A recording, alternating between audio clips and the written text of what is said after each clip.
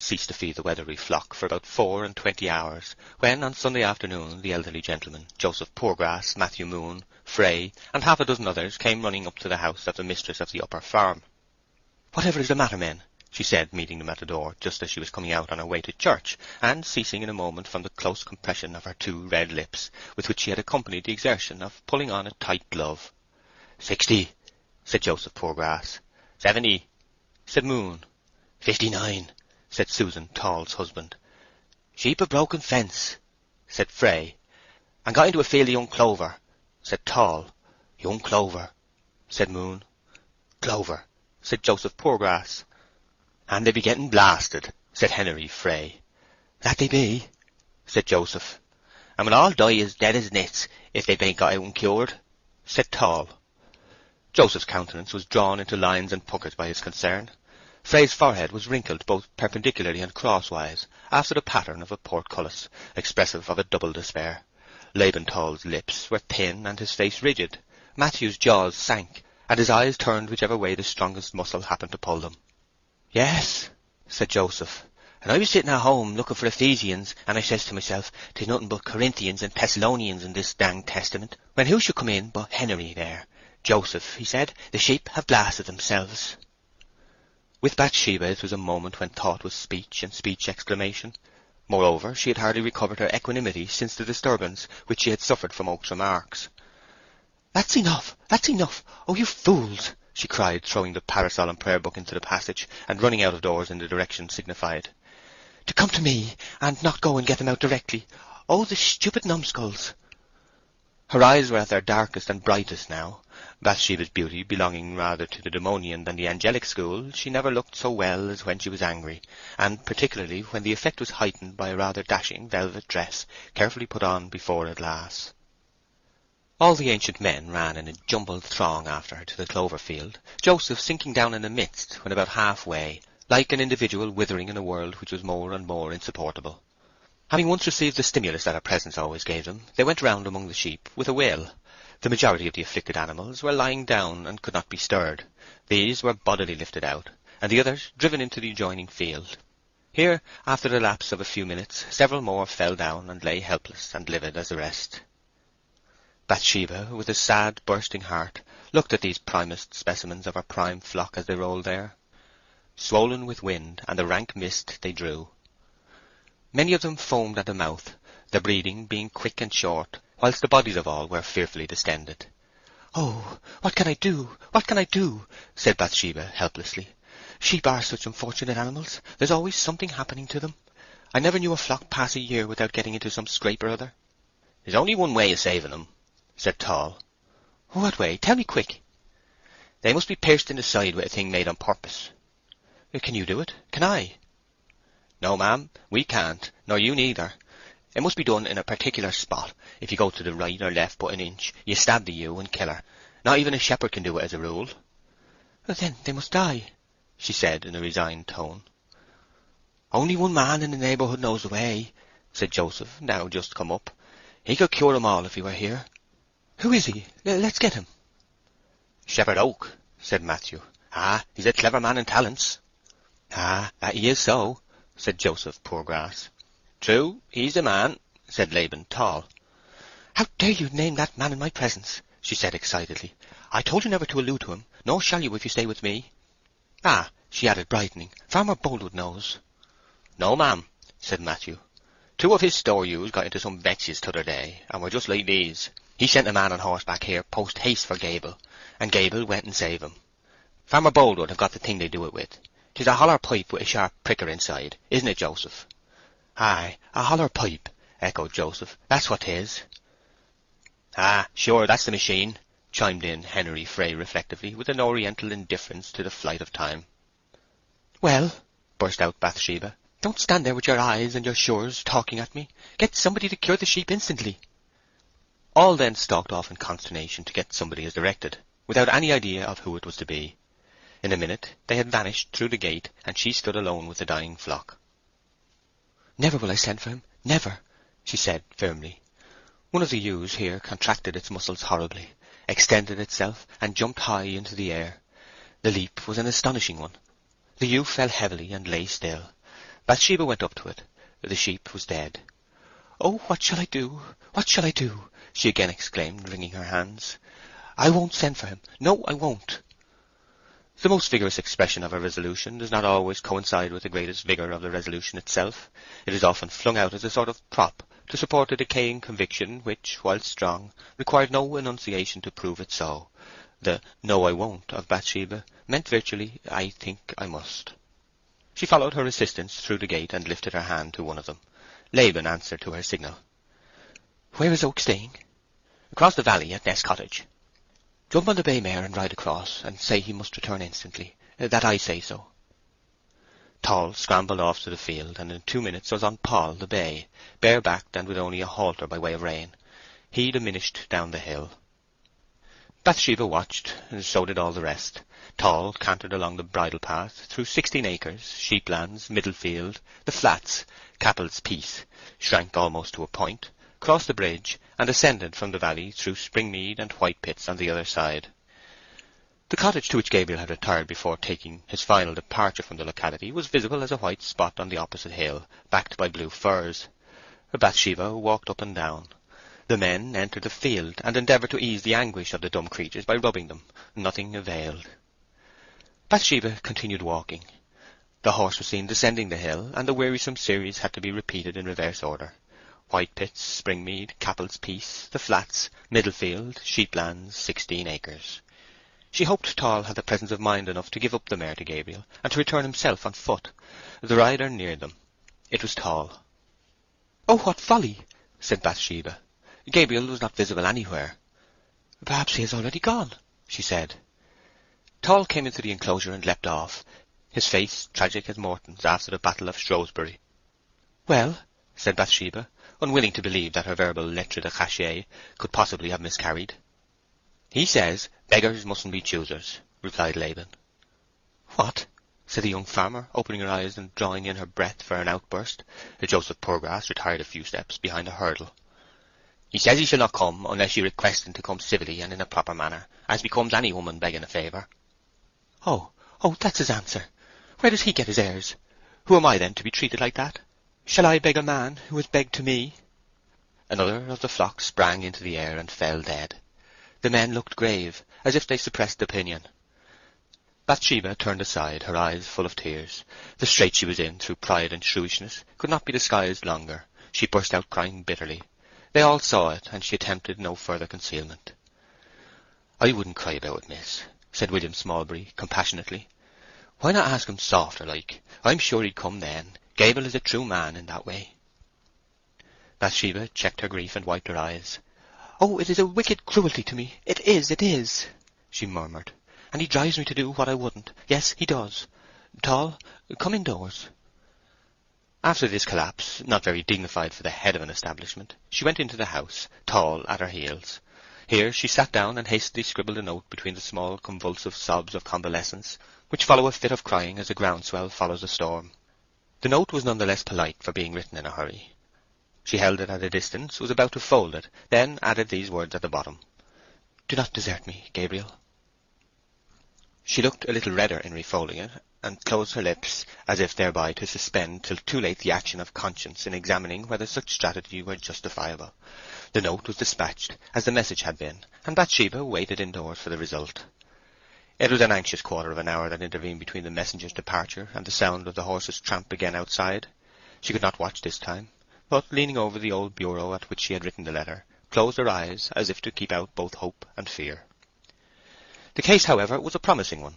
Gabriel was not angry, he was simply neutral, although her first command had been so haughty. Such imperiousness would have damned a little less beauty, and on the other hand such beauty would have redeemed a little less imperiousness. She went out when the horse was heard, and looked up. A mounted figure passed between her and the sky, and drew on towards the field of sheep, the rider turning his face in receding. Gabriel looked at her. It was a moment when a woman's eyes and tongue tell distinctly opposite tales. Bathsheba looked full of gratitude, and she said, "Oh, Gabriel, how could you serve me so unkindly?" Such a tenderly shaped reproach for his previous delay was the one speech in the language that he could pardon for not being commendation of his readiness now. Gabriel murmured a confused reply and hastened on. She knew from the look which sentence in her note had brought him. Bathsheba followed to the field. Gabriel was already among the turgid, prostrate forms. He had flung off his coat, rolled up his shirt-sleeves, and taken from his pocket the instrument of salvation. It was a small tube or trochar, with a lance passing down the inside, and Gabriel began to use it with a dexterity that would have graced a hospital surgeon. Passing his hand over the sheep's left flank, and selecting the proper point, he punctured the skin and rumen with the lance as it stood in the tube. Then he suddenly withdrew the lance, retaining the tube in its place. A current of air rushed up the tube, forcible enough to have extinguished a candle held at the orifice. It has been said that mere ease after torment is delight for a time, and the countenances of these poor sheep expressed it now. 49 operations were successfully performed. Owing to the great hurry necessitated by the far-gone state of some of the flock, Gabriel missed his aim in one case, and in one only, striking wide of the mark, and inflicting a mortal blow at once on the suffering ewe. 4 had died, 3 recovered without an operation. The total number of sheep which had thus strayed and injured themselves so dangerously was 57. When the love-led man had ceased from his labours, Bathsheba came and looked him in the face. "Gabriel, will you stay on with me?" she said, smiling winningly, and not troubling to bring her lips quite together again at the end, because there was going to be another smile soon. "I will," said Gabriel, and she smiled on him again. End of chapter 21. Far from the Madding Crowd by Thomas Hardy. Chapter 22. The Great Barn and the Sheep Shearers.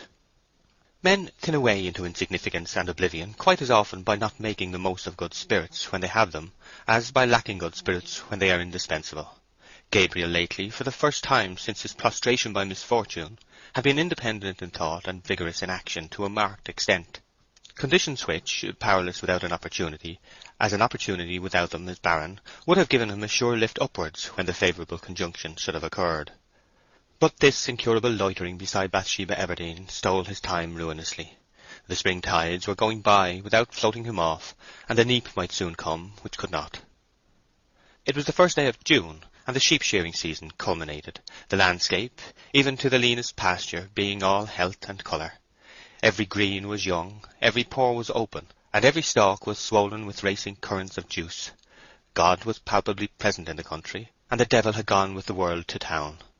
Flossy catkins of the later kinds, fern sprouts like bishops' croziers, the square-headed moschatels, the odd cuckoo spit, like an apoplectic saint in a niche of malachite, snow-white ladies' smocks, the toothworth, approximating to human flesh, the enchanter's nightshade, and the black-petalled doleful bells were among the quainter objects of the vegetable world in and about Weatherbury at this teeming time, and of the animal, the metamorphosed figures of Mr. Jan Coggan, the master shearer, the second and third shearers who travelled in the exercise of their calling and do not require definition by name, Henry Frey, the fourth shearer, Susan Tall's husband, the fifth, Joseph Poorgrass, the sixth, young Cain Ball as assistant shearer, and Gabriel Oak as general supervisor.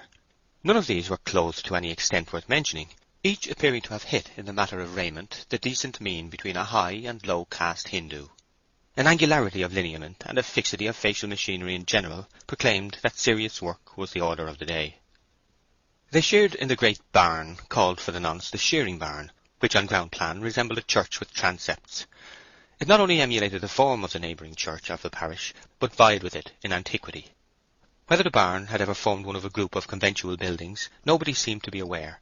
No trace of such surroundings remained. The vast porches at the sides, lofty enough to admit a waggon laden to its highest with corn in the sheaf, were spanned by heavy pointed arches of stone, broadly and boldly cut, whose very simplicity was the origin of a grandeur not apparent with erections where more ornament has been attempted. The dusky, filmed chestnut roof, braced and tied in by huge collars, curves and diagonals, was far nobler in design, because more wealthy in material, than 9/10 of those in our modern churches. Along each side wall was a range of striding buttresses, throwing deep shadows on the spaces between them, which were perforated by lancet openings, combining in their proportions the precise requirements both of beauty and ventilation.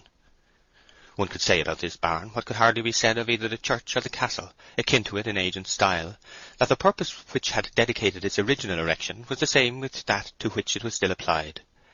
Unlike and superior to either of those two typical remnants of medievalism, the old barn embodied practices which had suffered no mutilation at the hands of time. Here at least the spirit of the ancient builders was at one with the spirit of the modern beholder.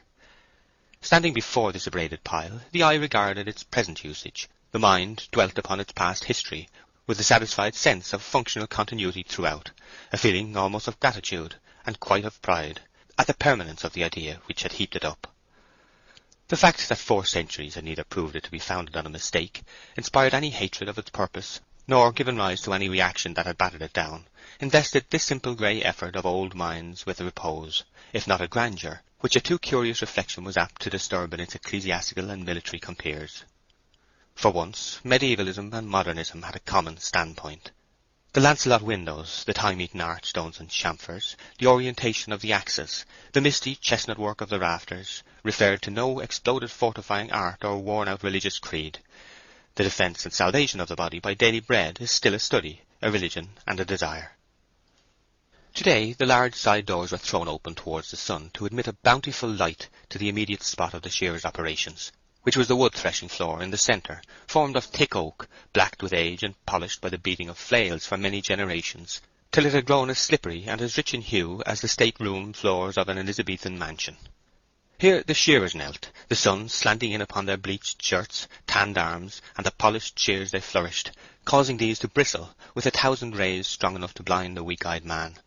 Beneath him a captive sheep lay panting, quickening its pants as misgiving merged in terror, till it quivered like a hot landscape outside. This picture of today, in its frame of 400 years ago, did not produce that marked contrast between ancient and modern which is implied by the contrast of date. In comparison with cities, Weatherbury was immutable. The citizen's then is the rustic's now. In London, 20 or 30 years ago are old times. In Paris, 10 years, or 5. In Weatherbury, 3 or 4 score years were included in the mere present, and nothing less than a century set a mark on its face or tone. 5 decades hardly modified the cut of a gaiter, the embroidery of a smock-frock, by the breadth of a hair. 10 generations failed to alter the turn of a single phrase. In these Wessex nooks, the busy outsider's ancient times are only old, his old times are still new, his present is futurity. So the barn was natural to the shearers, and the shearers were in harmony with the barn. The spacious ends of the building, answering ecclesiastically to nave and chancel extremities, were fenced off with hurdles, the sheep being all collected in a crowd within these 2 enclosures, and in one angle a catching pen was formed, in which 3 or 4 sheep were continuously kept ready for the shearers to seize without loss of time. In the background, mellowed by tawny shade, were the 3 women, Mary Ann Money, and Temperance and Soberness Miller, gathering up the fleeces and twisting ropes of wool with a wimble for tying them round. They were indifferently well assisted by the old maltster, who, when the malting season from October to April had passed, made himself useful upon any of the bordering farmsteads. Behind them all was Bathsheba, carefully watching the men to see that there was no cutting or wounding through carelessness, and that the animals were shorn close. Gabriel, who flitted and hovered under her bright eyes like a moth, did not shear continuously, half his time being spent in attending to the others and selecting the sheep for them. At the present moment he was engaged in handing round a mug of mild liquor, supplied from a barrel in the corner, and cut pieces of bread and cheese. Bathsheba, after throwing a glance here, a caution there, and lecturing one of the younger operators who had allowed his last finished sheep to go off among the flock without re-stamping it with her initials, came again to Gabriel, as he put down the luncheon to drag a frightened ewe to his shear station, flinging it over upon its back with a dexterous twist of the arm. He lopped off the tresses about its head, and opened up the neck and collar, his mistress quietly looking on. "She blushes at the insult," murmured Bathsheba, watching the pink flush which arose and overspread the neck and shoulders of the ewe where they were left bare by the clicking shears, a flush which was enviable for its delicacy by many queens of coteries, and would have been creditable for its promptness to any woman in the world. Poor Gabriel's soul was fed with the luxury of content by having her over him, her eyes critically regarding his skilful shears, which apparently were going to gather up a piece of flesh at every close, and yet never did so. Like Guildenstern, Oak was happy in that he was not over-happy. He had no wish to converse with her. That his bright lady and himself formed one group, exclusively their own, and containing no others in the world, was enough. So the chatter was all on her side. There is a loquacity that tells nothing, which was Bathsheba's, and there is a silence which says much, that was Gabriel's. Full of this dim and temperate bliss, he went on to fling the ewe over upon her other side, covering her head with his knee, gradually running the shears line after line round her dewlap, thence about her flank and back, and finishing over the tail.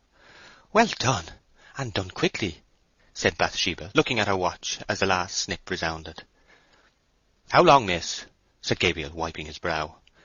23 minutes and a half since you took the first lock from its forehead. It's the first time I've ever seen one done in less than half an hour." The clean, sleek creature arose from its fleece. How perfectly like Aphrodite rising from the foam should have been seen to be realized, looked startled and shy at the loss of its garment, which lay on the floor in one soft cloud, united throughout, the portion visible being the inner surface only, which, never before exposed, was white as snow, and without flaw or blemish of the minutest kind. "Cane Ball!" "Yes, Mr. Oak, here I be." Caney now runs forward with the tar-pot. B.E. is newly stamped upon the shorn skin, and away the simple dam leaps, panting, over the board into the shirtless flock outside. Then up comes Mary Ann, throws the loose locks into the middle of the fleece, rolls it up, and carries it to the background as 3½ pounds of unadulterated warmth for the winter enjoyment of persons unknown and far away, who will, however, never experience the superlative comfort derivable from the wool as it here exists, new and pure, before the uncouthness of its nature whilst in a living state has dried, stiffened, and been washed out, rendering it just now superior to anything woollen, as cream is superior to milk and water. But heartless circumstance could not leave entire Gabriel's happiness of this morning. The rams, old ewes, and 2-shear ewes had duly undergone their stripping, and the men were proceeding with the shearlings and hogs, when Oak's belief that she was going to stand pleasantly by and time him through another performance was painfully interrupted by Farmer Boldwood's appearance in the extremest corner of the barn. Nobody seemed to have perceived his entry, but there he certainly was. Boldwood always carried with him a social atmosphere of his own, which everybody felt who came near him, and the talk, which Bathsheba's presence had somewhat suppressed, was now totally suspended. He crossed over towards Bathsheba, who turned to greet him with a carriage of perfect ease. He spoke to her in low tones, and she instinctively modulated her own to the same pitch, and her voice ultimately even caught the inflection of his. She was far from having a wish to appear mysteriously connected with him, but woman at the impressionable age gravitates to the larger body, not only in her choice of words, which is apparent every day, but even in her shades of tone and humour, when the influence is great. What they conversed about was not audible to Gabriel, who was too independent to get near, though too concerned to disregard. The issue of the dialogue was the taking of her hand by the courteous farmer to help her over the spreading board into the bright June sunlight outside.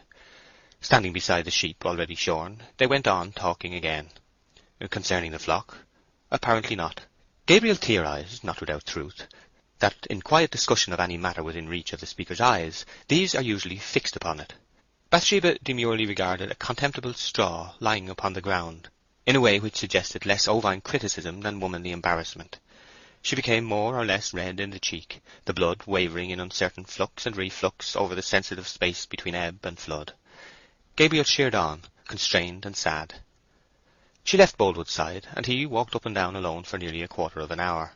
Then she reappeared, in her new riding habit of myrtle green, which fitted her to the waist as a rind fits its fruit, and young Bob Coggan led on her mare, Boldwood fetching his own horse from the tree under which it had been tied.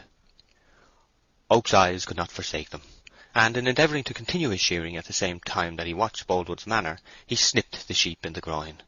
The animal plunged. Bathsheba instantly gazed towards it and saw the blood. "Oh, Gabriel!" she exclaimed with severe remonstrance. "You, who are so strict with the other men, see what you are doing yourself." To an outsider there was not much to complain of in this remark, but to Oak, who knew Bathsheba to be well aware that she herself was the cause of the poor ewe's wound, because she had wounded the ewe's shearer in a still more vital part, it had a sting which the abiding sense of his inferiority to both herself and Boldwood was not calculated to heal. But a manly resolve to recognize boldly that he had no longer a lover's interest in her helped him occasionally to conceal a feeling. "Bottle!" he shouted in an unmoved voice of routine. Caney Ball ran up, the wound was anointed, and the shearing continued. Boldwood gently tossed Bathsheba into the saddle, and before they turned away she again spoke out to Oak with the same dominative and tantalizing graciousness. "I'm going now to see Mr. Boldwood's Leicesters. Take my place in the barn, Gabriel, and keep the men carefully to their work." The horses' heads were put about, and they trotted away. Boldwood's deep attachment was a matter of great interest among all around him, but having been pointed out for so many years as the perfect exemplar of thriving bachelorship, his lapse was an anticlimax somewhat resembling that of St. John Long's death by consumption in the midst of his proofs that it was not a fatal disease. "That means matrimony," said Temperance Miller, following them out of sight with her eyes. "I reckon that's the size of it," said Coggan, working along without looking up. Well, better went over the mixen than over the moor, said Laban Tall, turning his sheep. Henry Fray spoke, exhibiting miserable eyes at the same time. I don't see why the maid should take a husband when she's bold enough to fight her own battles, and don't want a home, for 'tis keeping another woman out. But let it be, for 'tis a pity he and she should trouble two houses. As usual with decided characters, Bathsheba invariably provoked the criticism of individuals like Henry Fray. Her emblazoned fault was to be too pronounced in her objections, and not sufficiently overt in her likings. We learn that it is not the rays which bodies absorb, but those which they reject that gives them the colours they are known by, and in the same way people are specialized by their dislikes and antagonisms, whilst their goodwill is looked upon as no attribute at all. Henry continued in a more complacent mood. I once hinted my mind to her on a few things, as nearly as a battered frame dared to do so to such a forward piece. You all know, neighbours, what a man I be, and how I come down with my powerful words when my pride is boiling with scorn. We do, Henry. So I said, Mistress Everdene, there's places empty, and there's gifted men willing, but the spite— no, not the spite, I didn't say spite, but the villainy of the contrary kind, said I, meaning womankind, keeps them out. That wasn't too strong for her, say? Passably well put. Yes, and I would have said it, and death and salvation overtook me for it, such is my spirit when I have a mind. A true man, and proud as a Lucifer. You see the artfulness? Why, 'twas about being baily, really, but I didn't put it so plain that she could understand my meaning, so I could lay it on all the stronger. That was my depth. However, let her marry, and she will. Perhaps it's high time. I believe Farmer Boldwood kissed her behind the spear bed at the sheep washing t'other day. That I do.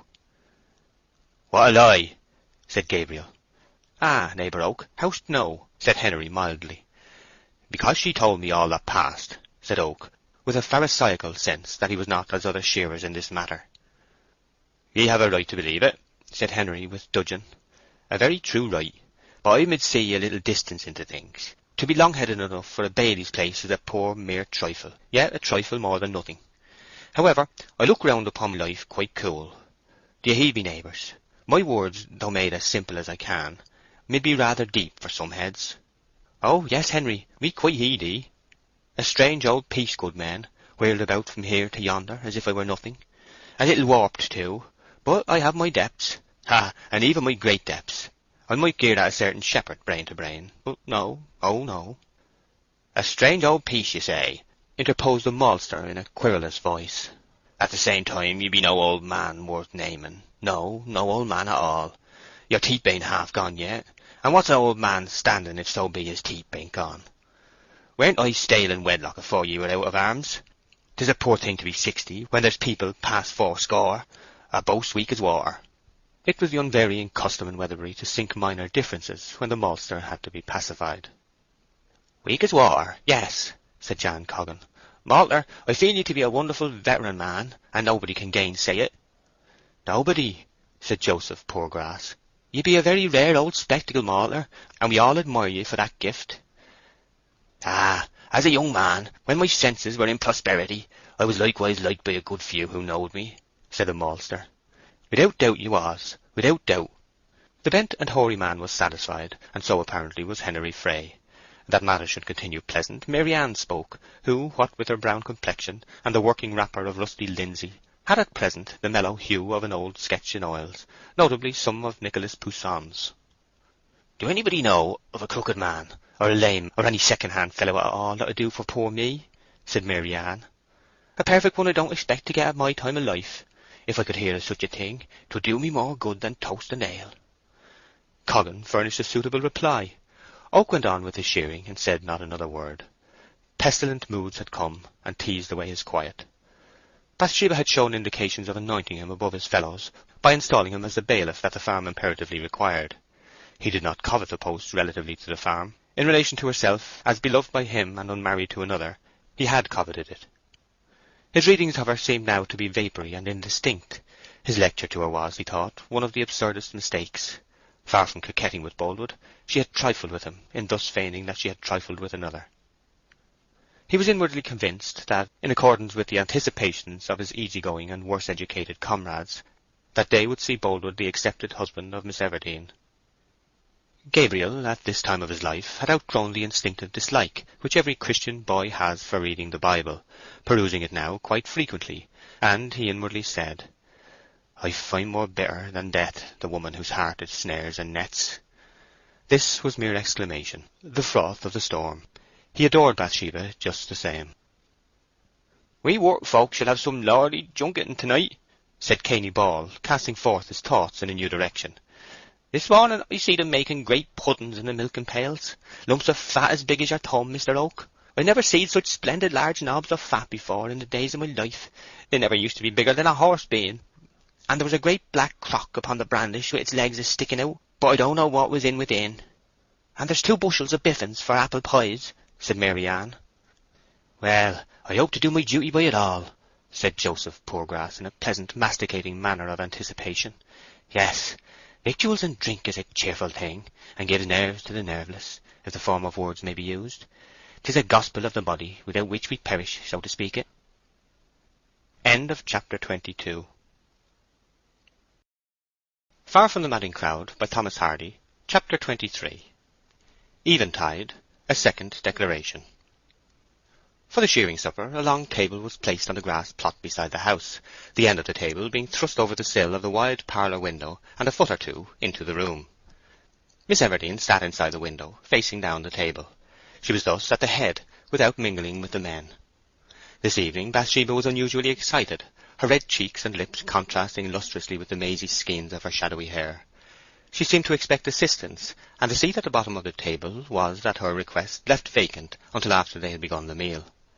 She then asked Gabriel to take the place and the duties appertaining to that end, which he did with great readiness.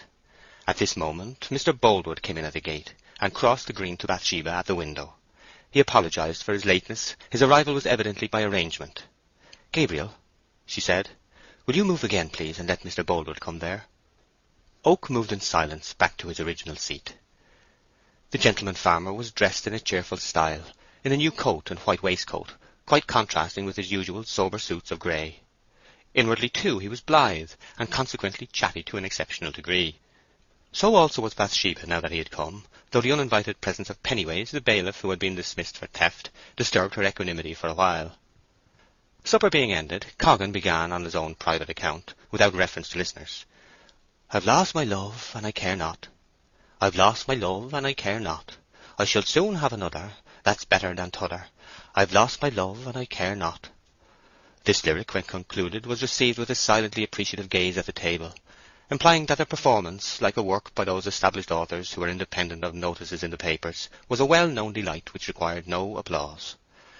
"Now, Master Poorgrass, your song," said Coggan. "I be all but in liquor, and the gift is wanting in me," said Joseph, diminishing himself. "Nonsense! Wouldst never be so ungrateful, Joseph, never," said Coggan, expressing hurt feelings by an inflection of voice. "And mistress is looking hard at ye as much to say, sing at once, Joseph Poorgrass." "Faith, so she is. Well, I must suffer it. Just eye my features and see if the tell-tale blood overheats me much, neighbours." "No, your blushes be quite reasonable," said Coggan. "I always tries to keep my colours from rising when a beauty's eyes get fixed on me," said Joseph differently. "But if so be 'tis will they do, they must." "Now, Joseph, your song, please," said Bathsheba from the window. "Well, really, ma'am," he replied in a yielding tone, "I don't know what to say. It would be a poor plain ballad of my own composure." "Hear, hear," said the supper party. Poorgrass, thus assured, trilled forth a flickering yet commendable piece of sentiment, the tune of which consisted of the keynote and another, the latter being the sound chiefly dwelt upon. This was so successful that he rashly plunged into a second in the same breath, after a few false starts. I sowed the seeds of love. It was all in the spring, in April, May, and sunny June, when small birds they do sing. "Well put out of hand," said Coggan at the end of the verse. "They do sing was a very taking paragraph. And there was a very pretty piece at Seeds of Love, and 'twas well heaved out, though love is a nasty high corner when a man's voice is getting crazed. Next verse, Master Poorgrass." During this rendering, young Bob Coggan exhibited one of those anomalies which will afflict little people when other persons are particularly serious. In trying to check his laughter, he pushed down his throat as much of the tablecloth as he could get hold of, when, after continuing hermetically sealed for a short time, his mirth burst out through his nose. Joseph perceived it, and with hectic cheeks of indignation instantly ceased singing. Coggan boxed Bob's ears immediately. "Go on, Joseph, go on, and never mind the young scamp," said Coggan. "'Tis a very catching ballad. Now, then again, the next bar. I'll help you to flourish up the shrill notes when your wind is rather wheezy. Oh, the willow tree will twist, and the willow tree will twine." But the singer could not be set going again. Bob Coggan was sent home for his ill manners, and tranquillity was restored by Jacob Smallbury, who volunteered a ballad as inclusive and interminable as that with which the worthy toper old Silenus amused on a similar occasion the swains Chromis and Messylus and other jolly dogs of his day. It was still the beaming time of evening, though night was stealthily making itself visible low down upon the ground, the western lines of light raking the earth without lighting upon it to any extent, or illuminating the dead levels at all. The sun had crept round the trees as a last effort before death, and then began to sink, the shearers' lower parts becoming steeped in embrowning twilight, whilst their heads and shoulders were still enjoying day, touched with a yellow of self-sustained brilliancy that seemed inherent rather than acquired.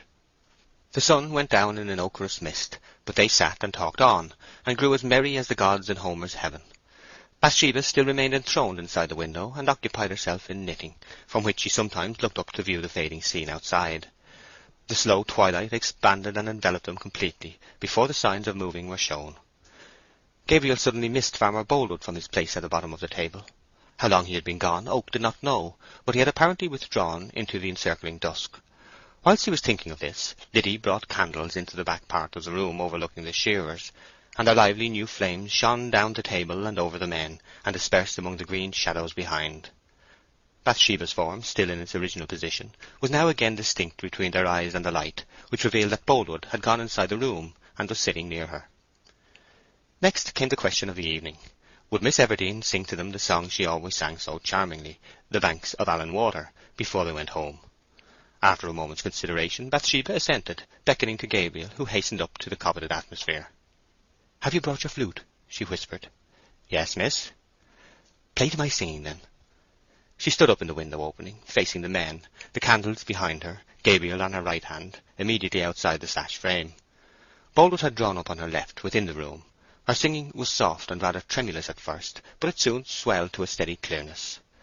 Subsequent events caused one of the verses to be remembered for many months and even years by more than one of those who were gathered there. For his bride a soldier sought her, and a winning tongue had he. On the banks of Allan Water none was gay as she. In addition to the dulcet piping of Gabriel's flute, Boldwood supplied a bass in his customary profound voice, uttering his notes so softly, however, as to abstain entirely from making anything like an ordinary duet of the song. They rather formed a rich, unexplored shadow, which threw her tones into relief. The shearers reclined against each other, as at suppers in the early ages of the world, and so silent and absorbed were they, that her breathing could almost be heard between the bars, and at the end of the ballad, when the last tone loitered to an inexpressible close, there arose that buzz of pleasure which is the attar of applause. It is scarcely necessary to state that Gabriel could not avoid noting the farmer's bearing tonight towards their entertainer, yet there was nothing exceptional in his actions beyond what appertained to his time of performing them. It was when the rest were all looking away that Boldwood observed her. When they regarded her, he turned aside. When they thanked or praised her, he was silent. When they were inattentive, he murmured his thanks. The meaning lay in the difference between actions, none of which had any meaning in itself, and the necessity of being jealous, which lovers are troubled with, did not lead Oak to underestimate these signs. Bathsheba then wished him good night, withdrew from the window, and retired to the back part of the room, Boldwood thereupon closing the sash and the shutters and remaining inside with her. Oak wandered away under the quiet and scented trees. Recovering from the softer impressions produced by Bathsheba's voice, the shearers rose to leave, Coggan turning to Pennyways as he pushed back the bench to pass out. "I like to give praise where praise is due, and the man deserves it, that I do so," he remarked, looking at the worthy thief, as if he were the masterpiece of some world-renowned artist. "I'm sure I would never have believed it if we hadn't proved it, so to allude," hiccuped Joseph Poorgrass, "that every cup, every one of the best knives and forks, and every empty bottle be in their place as perfect now as at the beginning, and not one stole at all." "I'm sure I don't deserve half the praise you give me," said the virtuous thief grimly. "Well, I'll say this for Pennyways," added Coggan, "that whenever he do really make up his mind to do a noble thing in the shape of a good action, as I could see by his face he did tonight afore sitting down, he's generally able to carry it out. Yes, I'm proud to say, neighbours, that he stole nothing at all." "Well, 'tis an honest deed, and we thank you for it, Pennyways," said Joseph, to which opinion the remainder of the company subscribed unanimously. At this time of departure, when nothing more was visible from the inside of the parlour than a thin and still chink of light between the shutters, a passionate scene was in course of enactment there. Miss Everdene and Boldwood were alone. Her cheeks had lost a great deal of their healthful fire from the very seriousness of her position, but her eye was bright with the excitement of a triumph, though it was a triumph which had been rather contemplated than desired. She was standing behind a low armchair, from which she had just risen, and he was kneeling in it, inclining himself over its back towards her, and holding her hand in both of his own. His body moved restlessly, and it was with what Keats daintily calls a too-happy happiness. This unwanted abstraction by love of all dignity from a man of whom it had ever seemed the chief component was, in its distressing incongruity, a pain to her, which quenched much of the pleasure she derived from the proof that she was idolized. "I will try to love you," she was saying in a trembling voice quite unlike her usual self-confidence. "And if I can believe in any way that I shall make you a good wife, I shall indeed be willing to marry you. But, Mr. Boldwood, hesitation on so high a matter is honourable in any woman, and I don't want to give a solemn promise tonight. I would rather ask you to wait a few weeks till I can see my situation better." "But you have every reason to believe that then—" "I have every reason to hope that at the end of the 5 or 6 weeks, between this time and the harvest, that you say you are going to be away from home, I shall be able to promise to be your wife," she said firmly. "But remember this distinctly. I don't promise yet." "It is enough. I don't ask more. I can wait on those dear words. And now, Miss Everdene, good night." "Good night," she said graciously, almost tenderly, and Boldwood withdrew with a serene smile. Bathsheba knew more of him now. He had entirely bared his heart before her, even until he had almost worn in her eyes the sorry look of a grand bird without the feathers that make it grand. She had been awestruck at her past temerity, and was struggling to make amends without thinking whether the sin quite deserved the penalty she was schooling herself to pay. To have brought all this about her ears was terrible, but after a while the situation was not without a fearful joy. The facility with which even the most timid women sometimes acquire a relish for the dreadful, when that is amalgamated with a little triumph, is marvellous. End of chapter 23. Far from the Madding Crowd by Thomas Hardy. Chapter 24. The same night, the fir plantation. Among the multifarious duties which Bathsheba had voluntarily imposed upon herself by dispensing with the services of a bailiff, was the particular one of looking round the homestead before going to bed, to see that all was right and safe for the night. Gabriel had almost constantly preceded her in this tour every evening, watching her affairs as carefully as any specially appointed officer of surveillance could have done. But this tender devotion was to a great extent unknown to his mistress, and as much as was known was somewhat thanklessly received. Women are never tired of bewailing man's fickleness in love, but they only seem to snub his constancy. As watching is best done invisibly, she usually carried a dark lantern in her hand, and every now and then turned on the lantern to examine nooks and corners with the coolness of a metropolitan policeman. This coolness may have owed its existence not so much to her fearlessness of expected danger as to her freedom from the suspicion of any. Her worst anticipated discovery being that a horse might not be well bedded, the fowls not all in, or a door not closed. This night the buildings were inspected as usual, and she went round to the farm paddock. Here the only sounds disturbing the stillness were steady munchings of many mouths, and stentorian breathings from all but invisible noses, ending in snores and puffs like the blowing of bellows slowly.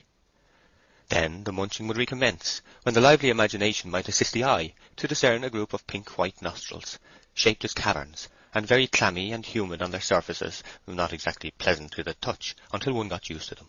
The mouths beneath having a great partiality for closing upon any loose end of Bathsheba's apparel which came within reach of their tongues. Above each of these a still keener vision suggested a brown forehead and 2 staring, though not unfriendly eyes, and above all a pair of whitish crescent-shaped horns, like 2 particularly new moons. An occasional stolid moo, proclaiming beyond the shade of a doubt that these phenomena were the features of the persons of Daisy, Whitefoot, Bonny Lass, Jolly-O, Spot, Twinkle-Eye, etc., etc., the respectable dairy of Devon cows belonging to Bathsheba aforesaid. Her way back to the house was by a path through a young plantation of tapering firs, which had been planted some years earlier to shelter the premises from the north wind.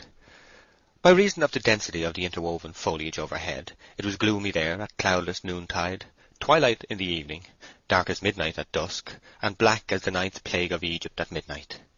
To describe the spot is to call it a vast, low, naturally formed hall, the plumy ceiling of which was supported by slender pillars of living wood, the floor being covered with a soft dun carpet of dead spikelets and mildewed cones, with a tuft of grass blades here and there.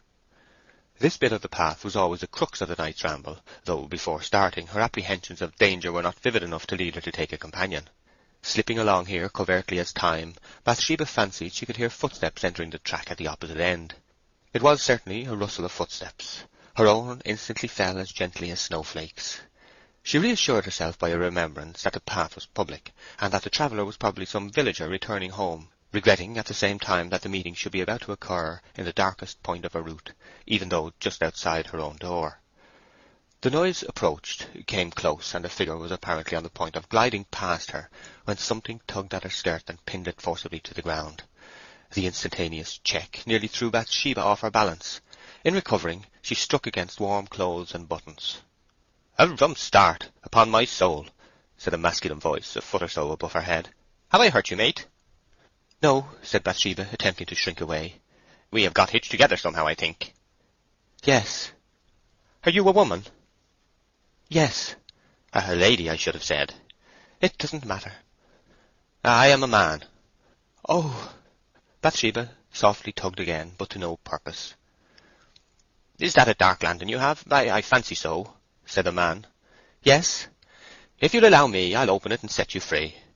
His hand seized the lantern. The door was opened. The rays burst out from their prison, and Bathsheba beheld her position with astonishment. The man to whom she was hooked was brilliant in brass and scarlet. He was a soldier. His sudden appearance was to darkness what the sound of a trumpet is to silence.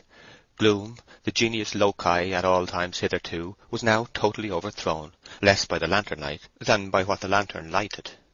The contrast of this revelation with her anticipations of some sinister figure in sombre garb was so great that it had upon her the effect of a fairy transformation. It was immediately apparent that the military man's spur had become entangled in the gimp which decorated the skirt of her dress. He caught a view of her face. "I'll unfasten you in one moment, miss," he said with newborn gallantry. "Oh, no, I can do it, thank you," she hastily replied, and stooped for the performance.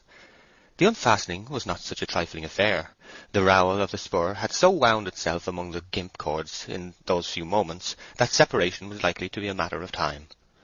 He too stooped, and the lantern, standing on the ground betwixt them, threw a gleam from its open side among the fir-tree needles and the blades of long damp grass, with the effect of a large glow-worm. It radiated upwards into their faces, and sent over half the plantation gigantic shadows of both man and woman, each dusky shape becoming distorted and mangled upon the tree trunks till it was wasted to nothing. He looked hard into her eyes when she raised them for a moment. Bathsheba looked down again, for his gaze was too strong to be received point blank with her own. But she had obliquely noticed that he was young and slim, and that he wore 3 chevrons upon his sleeve. Bathsheba pulled again. "You are a prisoner, miss. It's no use blinking the matter," said the soldier dryly. "I must cut your dress if you're in such a hurry." "Yes, please do," she exclaimed helplessly. "It wouldn't be necessary if you could wait a moment." And he unwound a cord from the little wheel. She withdrew her own hand, but whether by accident or design he touched it. Bathsheba was vexed, she hardly knew why. His unravelling went on, but it nevertheless seemed coming to no end. She looked at him again. "Thank you for the sight of such a beautiful face," said the young sergeant without ceremony. She coloured with embarrassment. "'Twas unwillingly shown," she replied stiffly, and with as much dignity, which was very little, as she could infuse into a position of captivity. "I like you the better for that incivility, miss," he said. "I should have liked. I wish you had never shown yourself to me by intruding here." She pulled again, and the gathers of her dress began to give way, like Lilliputian musketry. "I deserve the chastisement your words give me, but why should such a fair and dutiful girl have such an aversion to her father's sex?" "Go on your way, please." "What, Beauty, and drag you after me? Do but look. I never saw such a tangle." "Oh, 'tis shameful of you. You have been making it worse on purpose to keep me here. You have." "Indeed, I don't think so," said the sergeant with a merry twinkle. "I tell you you have," she exclaimed in high temper. "I insist upon undoing it. Now allow me." "Certainly, miss. I am not of steel," he added with a sigh which had as much archness in it as a sigh could possess, without losing its nature altogether. "I am thankful for beauty, even when it's thrown to me like a bone to a dog. These moments will be over too soon." She closed her lips in a determined silence. Bathsheba was revolving in her mind whether by a bold and desperate rush she could free herself at the risk of leaving her skirt bodily behind her. The thought was too dreadful. The dress, which she had put on to appear stately at the supper, was the head and front of her wardrobe. Not another in her stock became her so well. What woman in Bathsheba's position, not naturally timid, and within call of her retainers, would have bought escape from a dashing soldier at so dear a price? "All in good time. It will soon be done, I perceive," said her cool friend. "This trifling provokes, and— "Not too cruel." "Insults me."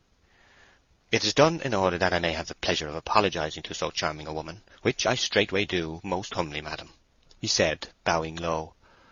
Bathsheba really knew not what to say. "I've seen a good many women in my time," continued the man in a murmur, and more thoughtfully than hitherto, critically regarding her bent head at the same time. "But I've never seen a woman so beautiful as you. Take it or leave it, be offended or like it, I don't care." "Who are you, then, who can so well afford to despise opinion?" "No stranger. Sergeant Troy. I am staying at this place. There, it is undone at last, you see. Your light fingers were more eager than mine. I wish it had been the knot of knots which there is no untying." This was worse and worse. She started up, and so did he. How to decently get away from him, that was her difficulty now. She sidled off inch by inch, the lantern in her hand, till she could see the redness of his coat no longer. "Ah, beauty, good-bye," he said. She made no reply, and reaching a distance of 20 or 30 yards, turned about and ran indoors. Liddy had just retired to rest.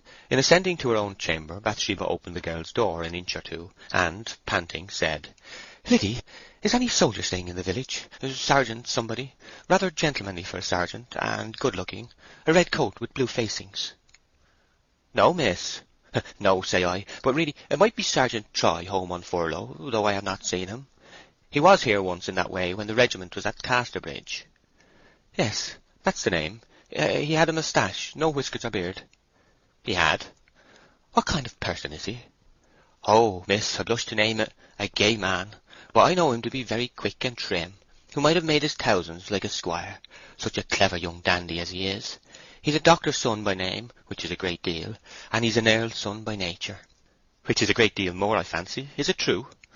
"Yes, and he was brought up so well and sent to Casterbridge Grammar School for years and years, learnt all languages while he was there, and it was said that he got on so far that he could take down Chinese in shorthand, but that I don't answer for, as it was only reported. However, he wasted his gifted lot and listed a soldier, but even then he rose to be sergeant without trying at all. Ah, such a blessing it is to be high-born. Nobility of blood will shine out even in the ranks and files. And is he really come home, miss?" "I believe so. Good night, Liddy." After all, how could a cheerful wearer of skirts be permanently offended with a man? There are occasions when girls like Bathsheba will put up with a great deal of unconventional behaviour, when they want to be praised, which is often, when they want to be mastered, which is sometimes, and when they want no nonsense, which is seldom. Just now the first feeling was in the ascendant with Bathsheba, with a dash of the second.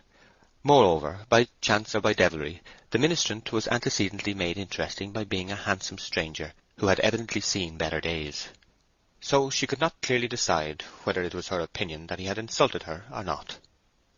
"Was ever anything so odd?" she at last exclaimed to herself in her own room. "And was ever anything so meanly done as what I did, to skulk away like that from a man who was only civil and kind?" Clearly she did not think this barefaced praise of her person an insult now. It was a fatal omission of Boldwood's that he had never once told her she was beautiful. End of chapter 24. Far from the Madding Crowd by Thomas Hardy. Chapter 25. The new acquaintance described. Idiosyncrasy and vicissitude had combined to stamp Sergeant Troy as an exceptional being. He was a man to whom memories were an encumbrance, and anticipations a superfluity. Simply feeling, considering, and caring for what was before his eyes, he was vulnerable only in the present. His outlook upon time was as a transient flash of the eye now and then, that projection of consciousness into days gone by and to come, which makes the past a synonym for the pathetic, and the future a word for circumspection, which was foreign to Troy. With him the past was yesterday, the future tomorrow, never the day after. On this account he might in certain lights have been regarded as one of the most fortunate of his order. For it may be argued, with great plausibility, that reminiscence is less an endowment than a disease, and that expectation in its only comfortable form, that of absolute faith, is practically an impossibility, whilst in the form of hope and the secondary compounds, patience, impatience, resolve, curiosity, it is a constant fluctuation between pleasure and pain. Sergeant Troy, being entirely innocent of the practice of expectation, was never disappointed. To set against this negative gain there may have been some positive losses from a certain narrowing of the higher tastes and sensations which it entailed. But limitation of the capacity is never recognized as a loss by the loser therefrom. In this attribute moral or aesthetic poverty contrasts plausibly with material, since those who suffer do not mind it, whilst those who mind it soon cease to suffer. It is not a denial of anything to have been always without it, and what Troy had never enjoyed he did not miss. But, being fully conscious that what sober people missed he enjoyed, his capacity, though really less, seemed greater than theirs. He was moderately truthful towards men, but to women lied like a Cretan, a system of ethics above all others calculated to win popularity at the first flush of admission into lively society, and the possibility of the favour gained being transitory had reference only to the future. He never passed the line which divides the spruce vices from the ugly, and hence, though his morals had hardly been applauded, disapproval of them had frequently been tempered with a smile. This treatment had led to his becoming a sort of regrater of other men's gallantries, to his own aggrandizement as a Corinthian, rather than to the moral profit of his hearers. His reason and his propensities had seldom any reciprocating influence, having separated by mutual consent long ago. Thence it sometimes happened that, whilst his intentions were as honourable as could be wished, any particular deed formed a dark background which threw them into fine relief.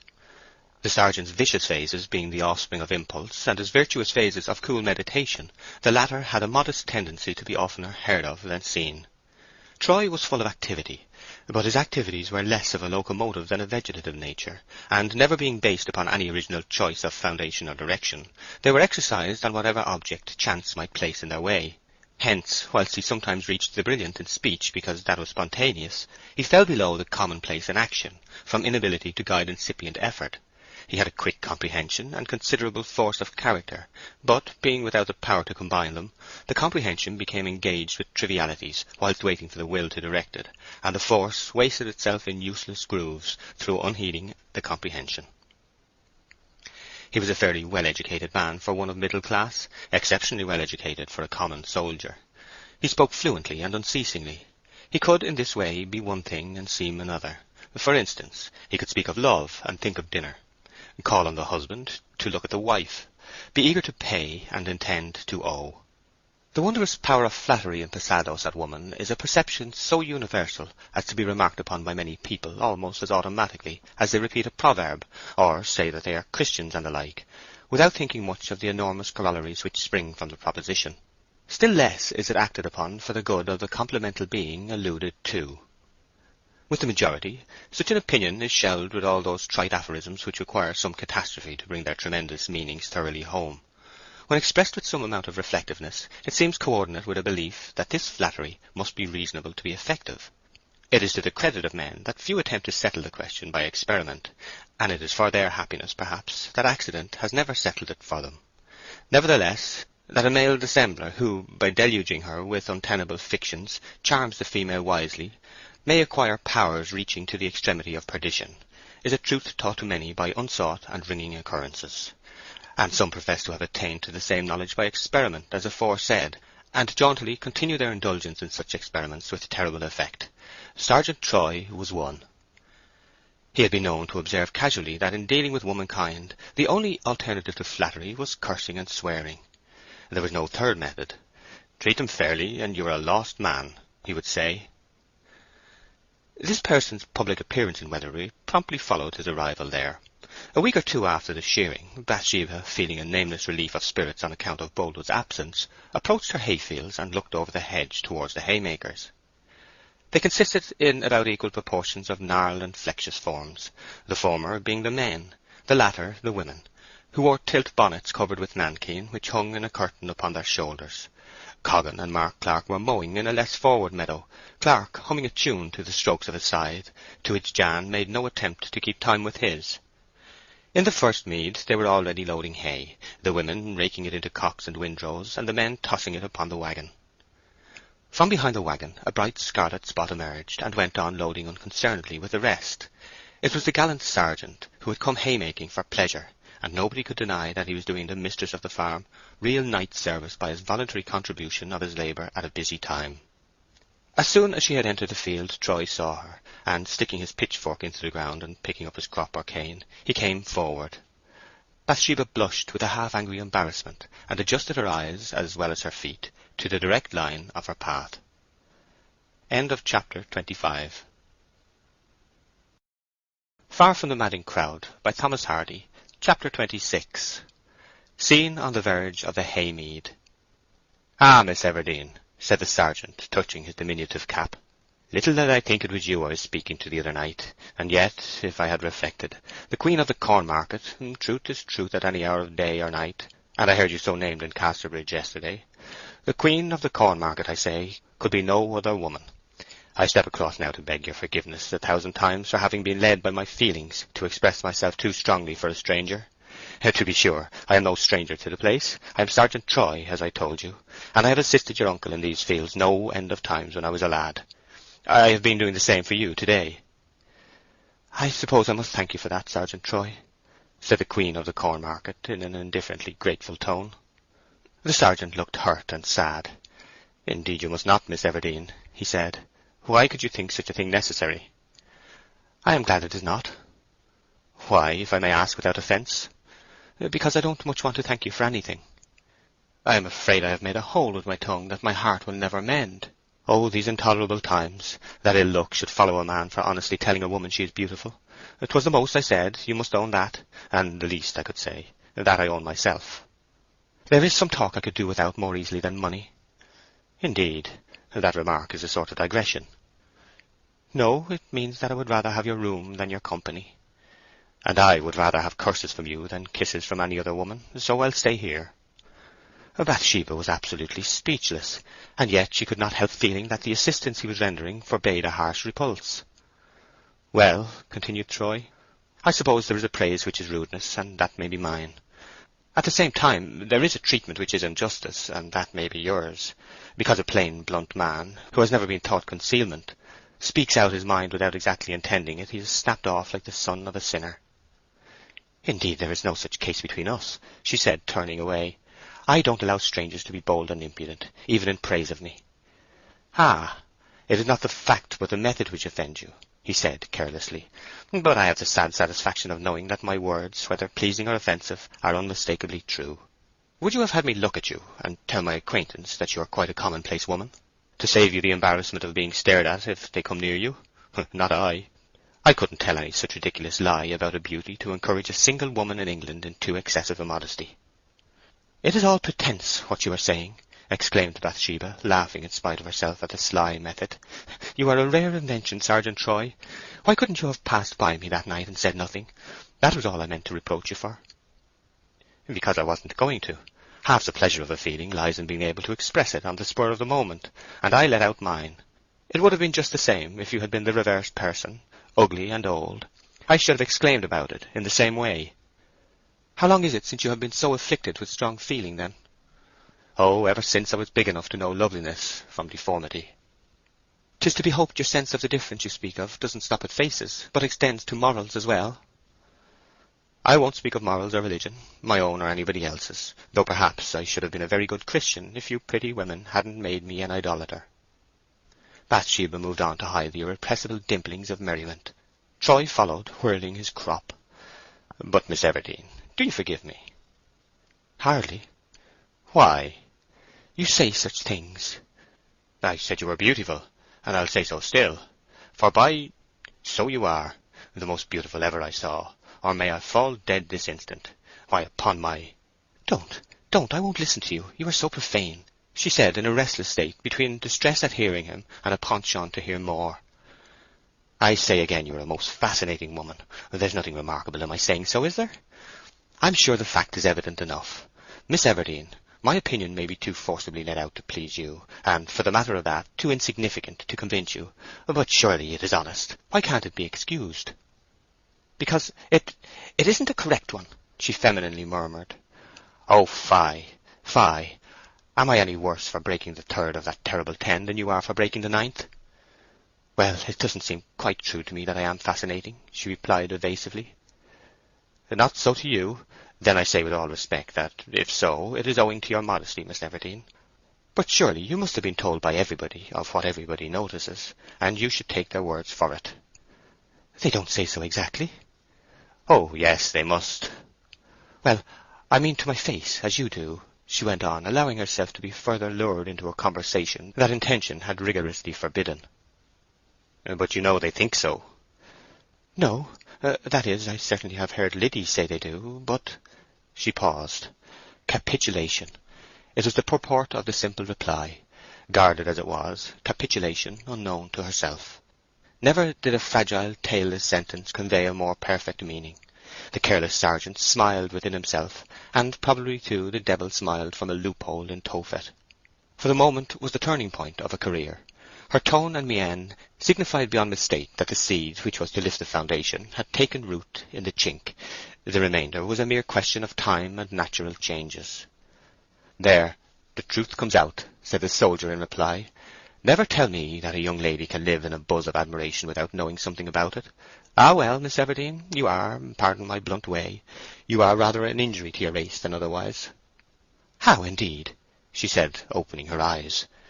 "Oh, it is true enough. I may as well be hung for a sheep as a lamb. An old country saying, not of much account, but it will do for a rough soldier. And so I will speak my mind, regardless of your pleasure, and without hoping or intending to get your pardon. Why, Miss Everdene, it is in this manner that your good looks may do more harm than good in the world." The sergeant looked down the mead in critical abstraction. "Probably some one man, on an average, falls in love with each ordinary woman. She can marry him. He is content and leads a useful life. Such women as you 100 men always covet. Your eyes will bewitch scores on scores into an unavailing fancy for you. You can only marry one of that many. Out of these, say 20 will endeavour to drown the bitterness of despised love in drink. 20 more will mope away their lives without a wish or attempt to make a mark in the world, because they have no ambition apart from their attachment to you.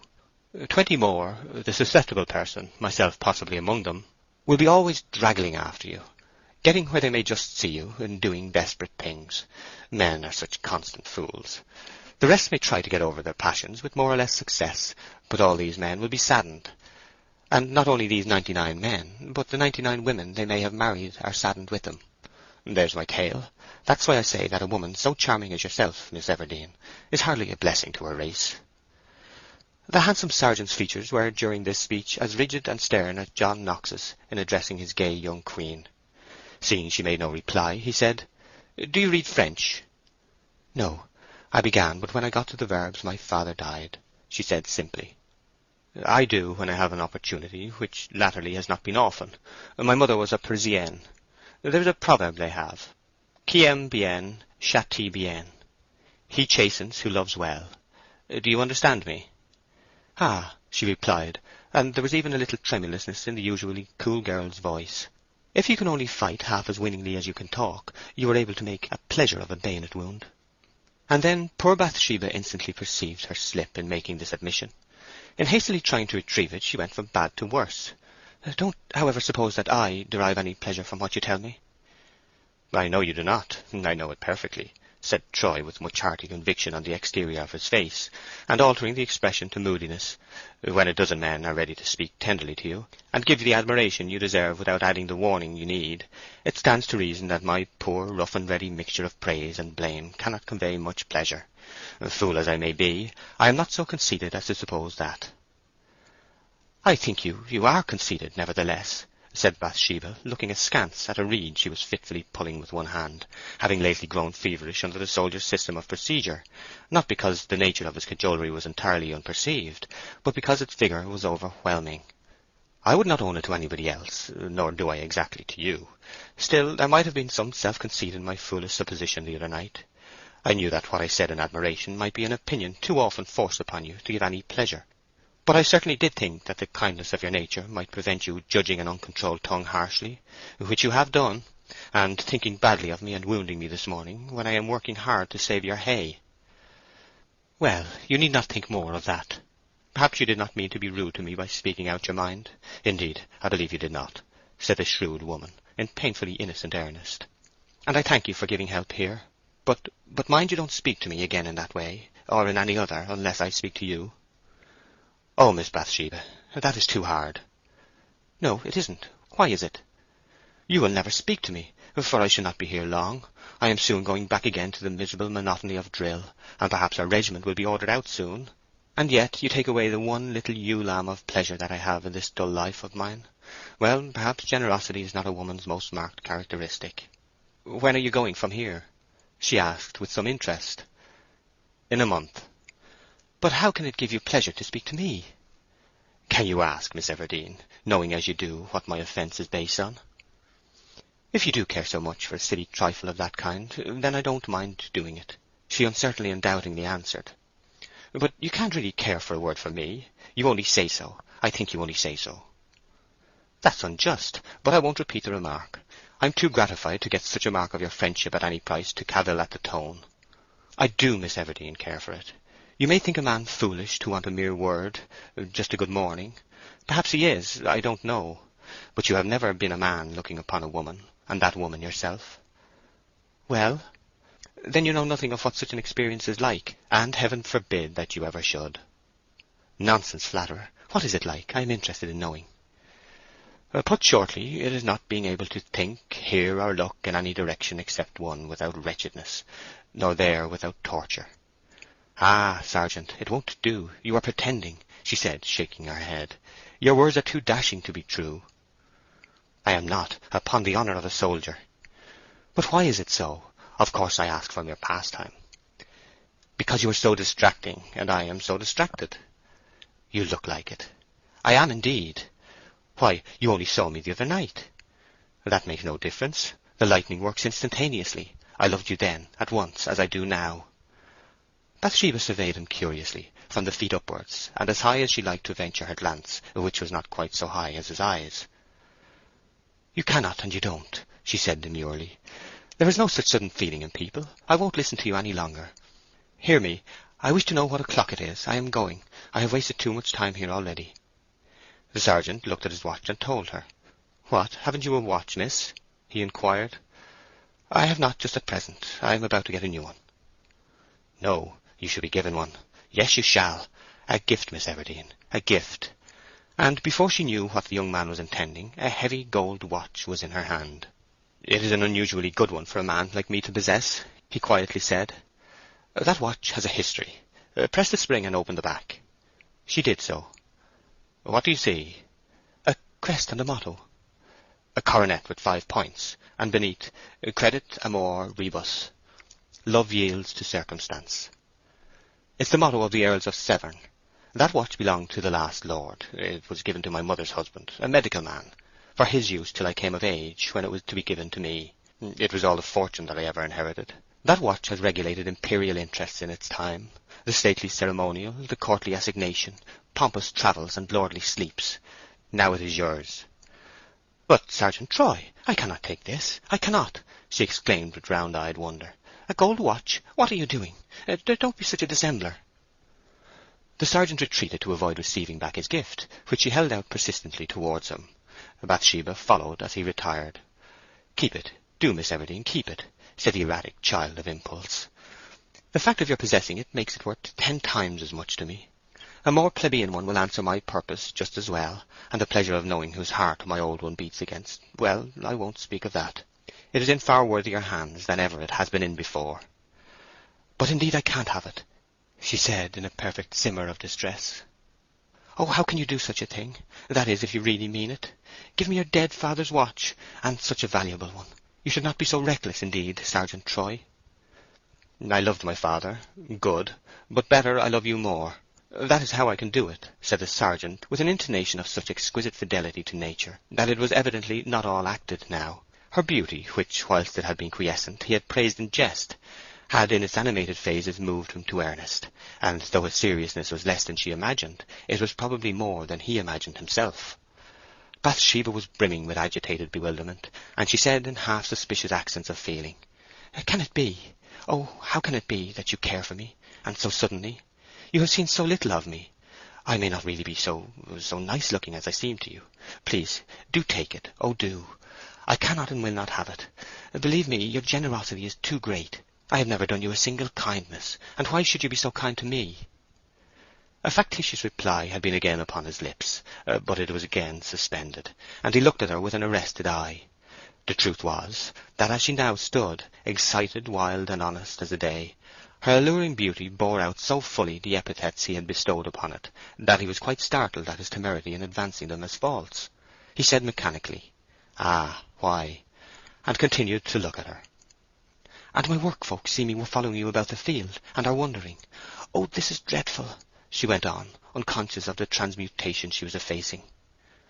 "I did not quite mean you to accept it at first, for it was my one poor patent of nobility," he broke out bluntly. "But upon my soul I wish you would now. Without any shamming, come. Don't deny me the happiness of wearing it for my sake. But you are too lovely even to care to be kind as others are." "No, no, don't say so. I have reasons for reserve, which I cannot explain." "Let it be, then, let it be," he said, receiving back the watch at last. "I must be leaving you now. And will you speak to me for these few weeks of my stay?" "I will indeed, yet I don't know if I will. Oh, why did you come and disturb me so?" "Perhaps in setting a gin I have caught myself. Such things have happened. Well, will you let me work in your fields?" he coaxed. "Yes, I suppose so, if it is any pleasure to you." "Miss Everdene, I thank you." "No, no." "Goodbye." The sergeant brought his hand to the cap on the slope of his head, saluted, and returned to the distant group of haymakers. Bathsheba could not face the haymakers now. Her heart erratically flitting hither and thither from perplexed excitement, hot and almost tearful, she retreated homeward, murmuring, "Oh, what have I done? What does it mean? I wish I knew how much of it was true." End of chapter 26. Far from the Madding Crowd by Thomas Hardy, chapter 27. Hiving the Bees. The Weatherbury bees were late in their swarming this year. It was in the latter part of June, and the day after the interview with Troy in the hayfield, that Bathsheba was standing in her garden, watching a swarm in the air and guessing their probable settling place. Not only were they late this year, but unruly. Sometimes, throughout a whole season, all the swarms would alight on the lowest attainable bough, such as part of a currant bush or a espalier apple tree. Next year they would, with just the same unanimity, make straight off to the uppermost member of some tall, gaunt costard or quarrenden, and there defy all invaders who did not come armed with ladders and staves to take them. This was the case at present. Bathsheba's eyes, shaded by one hand, were following the ascending multitude against the unexplorable stretch of blue, till they ultimately halted by one of the unwieldy trees spoken of. A process somewhat analogous to that of alleged formations of the universe, time and times ago, was observable. The bustling swarm had swept the sky in a scattered and uniform haze, which now thickened to a nebulous centre. This glided to a bow and grew still denser, till it formed a solid black spot upon the light. The men and women being all busily engaged in saving the hay, even Liddy had left the house for the purpose of lending a hand, Bathsheba resolved to hive the bees herself, if possible. She had dressed the hive with herbs and honey, fetched a ladder, brush, and crook, made herself impregnable with armour of leather gloves, straw hat, and large gauze veil, once green but now faded to snuff colour, and ascended a dozen rungs of the ladder. At once she heard, not 10 yards off, a voice that was beginning to have a strange power in agitating her. "Miss Everdene, let me assist you. You should not attempt such a thing alone." Troy was just opening the garden gate. Bathsheba flung down the brush, crook, and empty hive, pulled the skirt of her dress tightly round her ankles in a tremendous flurry, and, as well as she could, slid down the ladder. By the time she reached the bottom, Troy was also there, and he stooped to pick up the hive. "How fortunate I am to have dropped in at this moment!" exclaimed the sergeant. She found her voice in a minute. "What, and will you shake them in for me?" she asked, in what for a defiant girl was a faltering way, though for a timid girl it would have seemed a brave way enough. "Will I?" said Troy. "Why, of course I will. How blooming you are today!" Troy flung down his cane and put his foot on the ladder to ascend. "But you must have on the veil and gloves, or you'll be stung fearfully." "Ah, yes, I must put on the veil and gloves. Will you kindly show me how to fix them properly?"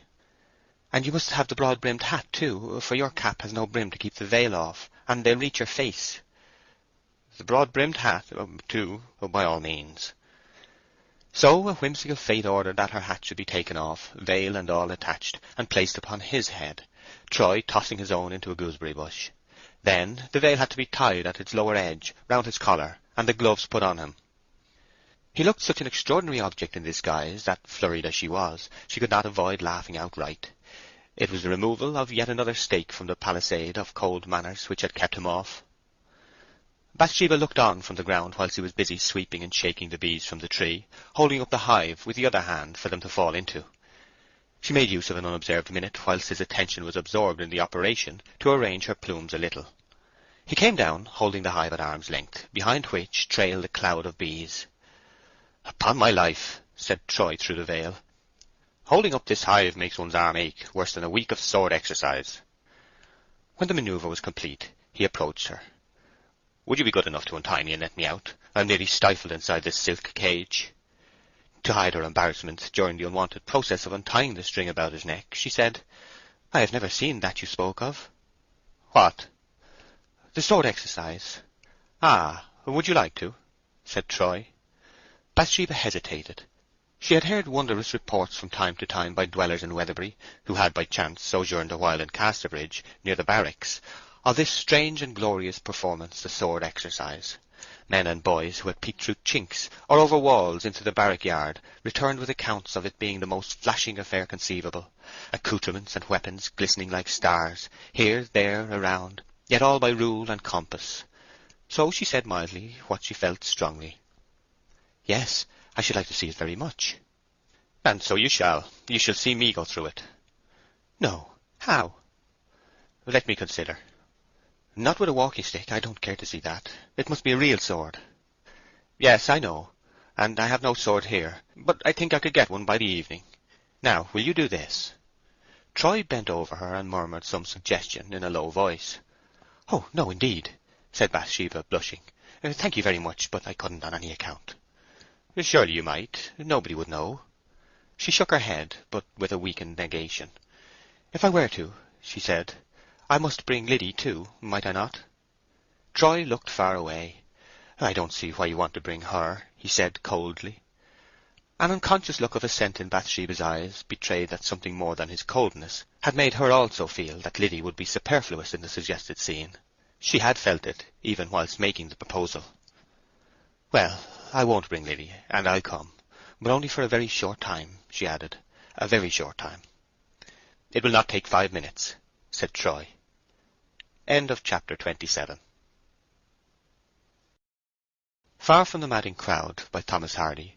Chapter 28. The Hollow Amid the Ferns.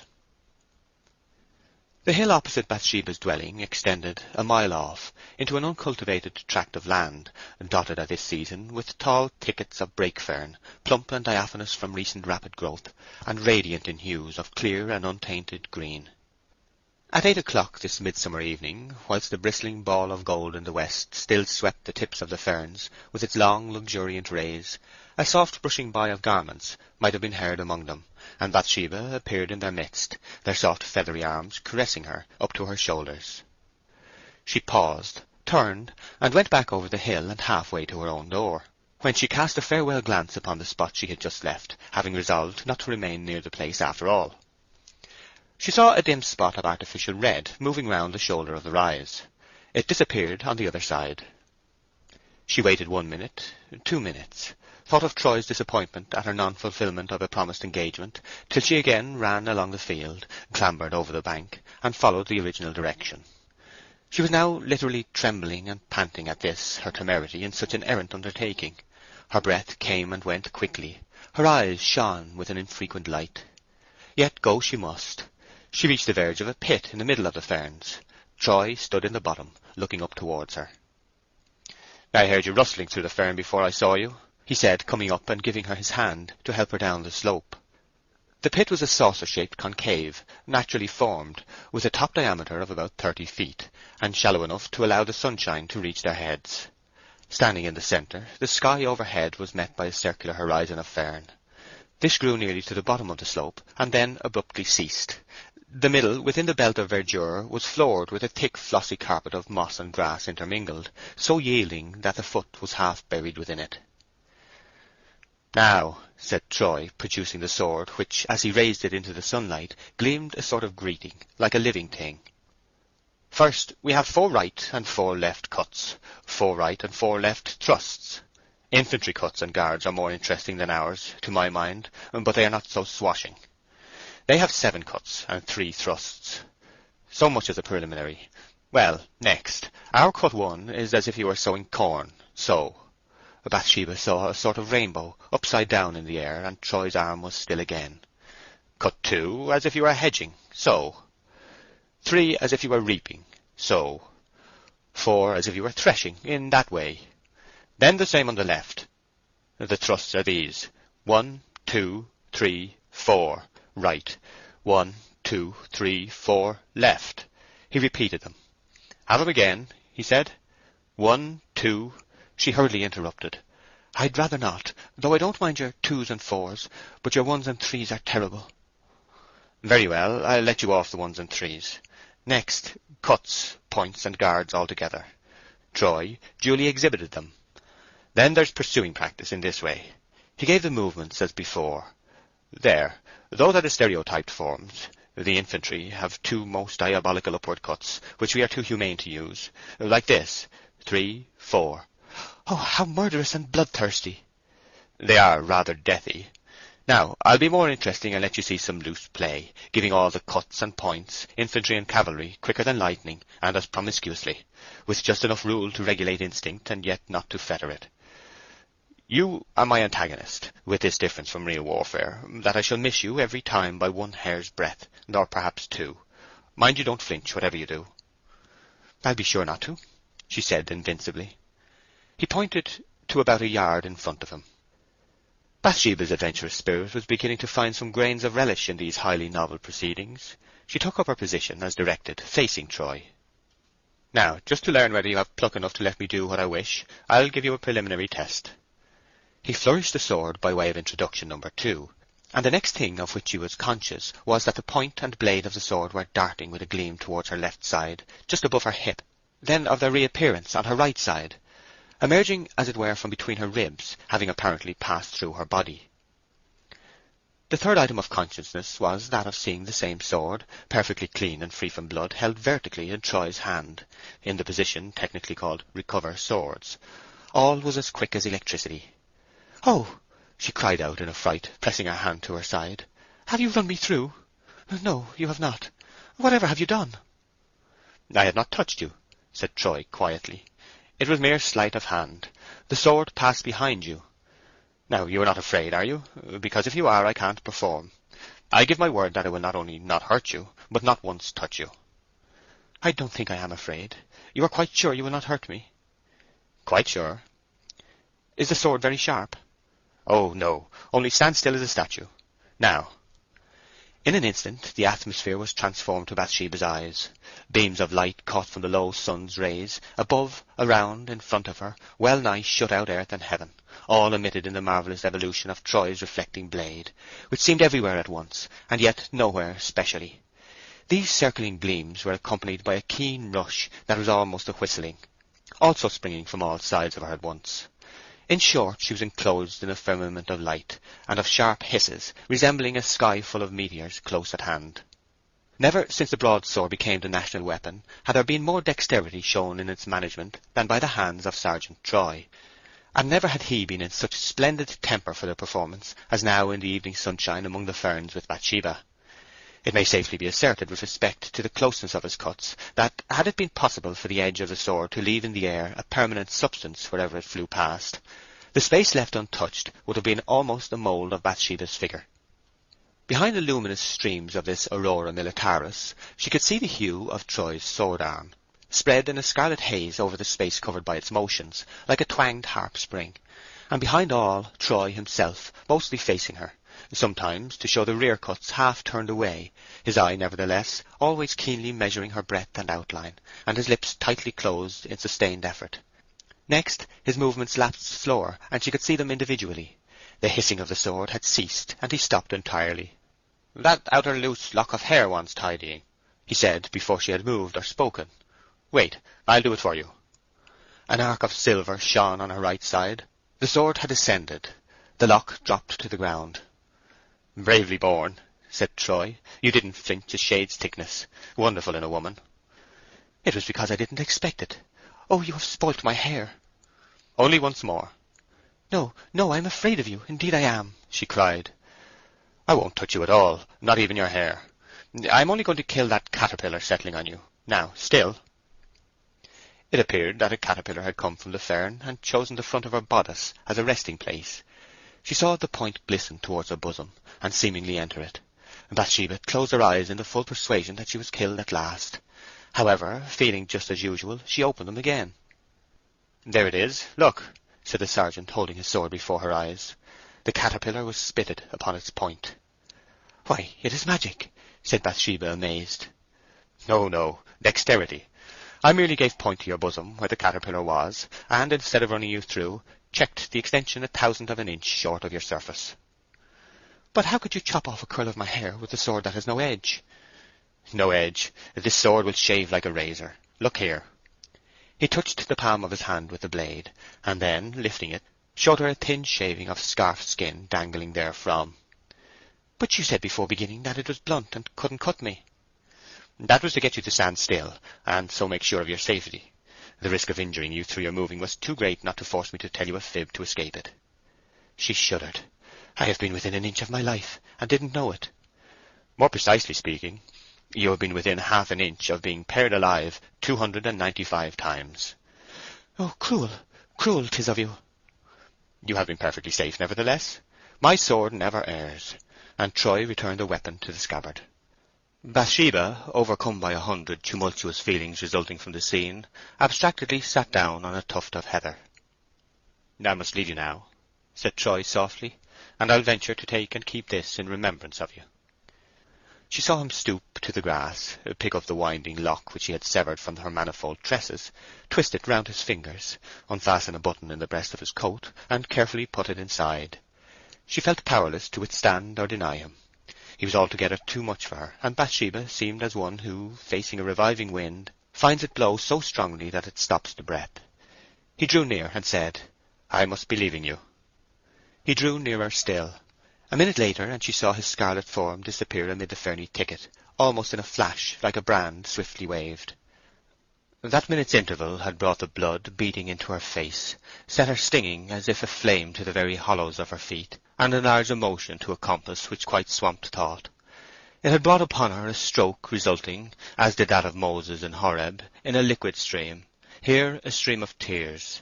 She felt like one who has sinned a great sin. The circumstance had been the gentle dip of Troy's mouth downwards upon her own. He had kissed her. End of chapter 28. Far from the Madding Crowd, by Thomas Hardy, chapter 29. Particulars of a Twilight Walk. We now see the element of folly distinctly mingling with the many varying particulars which made up the character of Bathsheba Everdene. It was almost foreign to her intrinsic nature. Introduced as lymph on the dart of Eros, it eventually permeated and coloured her whole constitution. Bathsheba, though she had too much understanding to be entirely governed by her womanliness, had too much womanliness to use her understanding to the best advantage. Perhaps in no minor point does woman astonish her helpmate more than in the strange power she possesses of believing cajoleries that she knows to be false, except, indeed, in that of being utterly sceptical on strictures that she knows to be true. Bathsheba loved Troy in the way that only self-reliant women love when they abandon their self-reliance. When a strong woman recklessly throws away her strength, she is worse than a weak woman who has never had any strength to throw away. One source of her inadequacy is the novelty of the occasion. She has never had practice in making the best of such a condition. Weakness is doubly weak by being new. Bathsheba was not conscious of guile in this matter. Although in one sense a woman of the world, it was, after all, that world of daylight coteries and green carpets wherein cattle form the passing crowd, and winds the busy hum, where a quiet family of rabbits or hares lives on the other side of your party wall, where your neighbour is everybody into tithing, and where calculation is confined to market days. Of the fabricated tastes of good fashionable society she knew but little, and of the formulated self-indulgence of bad, nothing at all. Had her utmost thoughts in this direction been distinctly worded, and by herself they never were, They would have amounted to such a matter as that she felt her impulses to be pleasanter guides than her discretion. Her love was entire as a child's, and though as warm as summer, it was fresh as spring. Her culpability lay in her making no attempt to control feeling by subtle and careful inquiry into consequences. She could show others the steep and thorny way, but recked not her own rede. And Troy's deformities lay deep down from a woman's vision, whilst his embellishments were upon the very surface, thus contrasting with homely Oak, whose defects were patent to the blindest, and whose virtues were as metals in a mine. The difference between love and respect was markedly shown in her conduct. Bathsheba had spoken of her interest in Boldwood with the greatest freedom to Liddy, but she had only communed with her own heart concerning Troy. All this infatuation Gabriel saw, and was troubled thereby from the time of his daily journey afield to the time of his return, and on to the small hours of many a night. That he was not beloved had hitherto been his great sorrow. That Bathsheba was getting into the toils was now a sorrow greater than the first, and one which nearly obscured it. It was a result which paralleled the oft-quoted observation of Hippocrates concerning physical pains. That is a noble, though perhaps an unpromising love, which not even the fear of breeding aversion in the bosom of the one beloved can deter from combating his or her errors. Oak determined to speak to his mistress.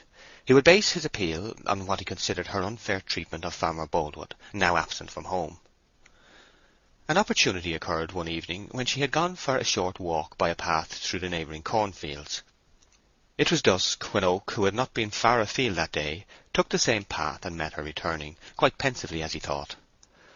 The wheat was now tall and the path was narrow. Thus the way was quite a sunken groove between the embrowning thicket on either side. Two persons could not walk abreast without damaging the crop, and Oak stood aside to let her pass. "Oh, is it Gabriel?" she said. "You are taking a walk too? Good night." "I thought I would come to meet you, as it is rather late," said Oak, turning and following at her heels when she had brushed somewhat quickly by him. "Thank you, indeed, but I am not very fearful." "Oh, no, but there are bad characters about." "I never meet them." Now Oak, with marvellous ingenuity, had been going to introduce the gallant sergeant through the channel of bad characters. But all at once the scheme broke down, it suddenly occurring to him that this was rather a clumsy way, and too barefaced to begin with. He tried another preamble. "As the man who would naturally come to meet you is away from home too, I mean Farmer Boldwood, why, thinks I'll go," said he. "Ah, yes." She walked on without turning her head, and for many steps nothing further was heard from her quarter than the rustle of her dress against the heavy corn ears.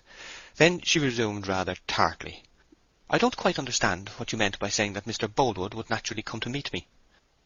"I mean, on account of the wedding which they say is likely to take place between you and him, miss.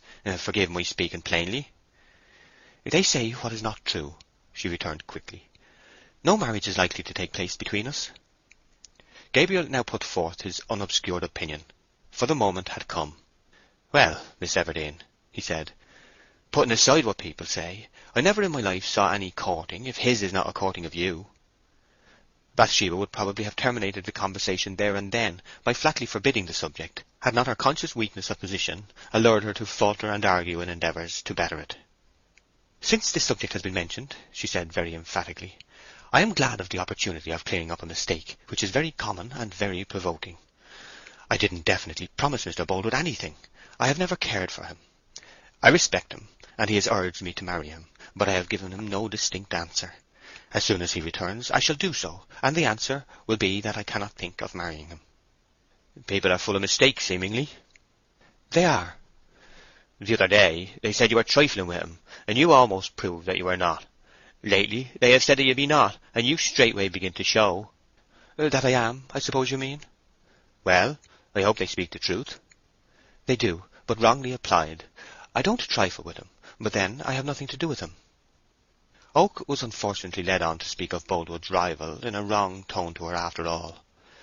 "I wish you had never met that young Sergeant Troy, miss," he sighed. Bathsheba's steps became faintly spasmodic. "Why?" she asked. "He is not good enough for 'ee." "Did anyone tell you to speak to me like this?" "Nobody at all." "Then it appears to me that Sergeant Troy does not concern us here," she said intractably. "Yet I must say that Sergeant Troy is an educated man, and quite worthy of any woman. He is well born." "His being higher in learning and birth than the ruck of soldiers is anything but a proof of his worth. It shows his course to be downward. I cannot see what this has to do with our conversation. Mr. Troy's course is not by any means downward, and his superiority is a proof of his worth. I believe him to have no conscience at all, and I cannot help begging you, miss, to have nothing to do with him. Listen to me this once, only this once. I don't say he is such a bad man as I have fancied. I pray to God he is not. But since we don't exactly know what he is, why not behave as if he might be bad, simply for your own safety? Don't trust him, mistress. I ask you not to trust him so. Why, pray? I like soldiers, but this one I do not like, he said sturdily. His cleverness in his calling may have tempted him astray, and what is mirth to the neighbours is ruin to the woman. When he tries to talk to me again, why not turn away with the short good day, and when you see him coming one way, turn the other.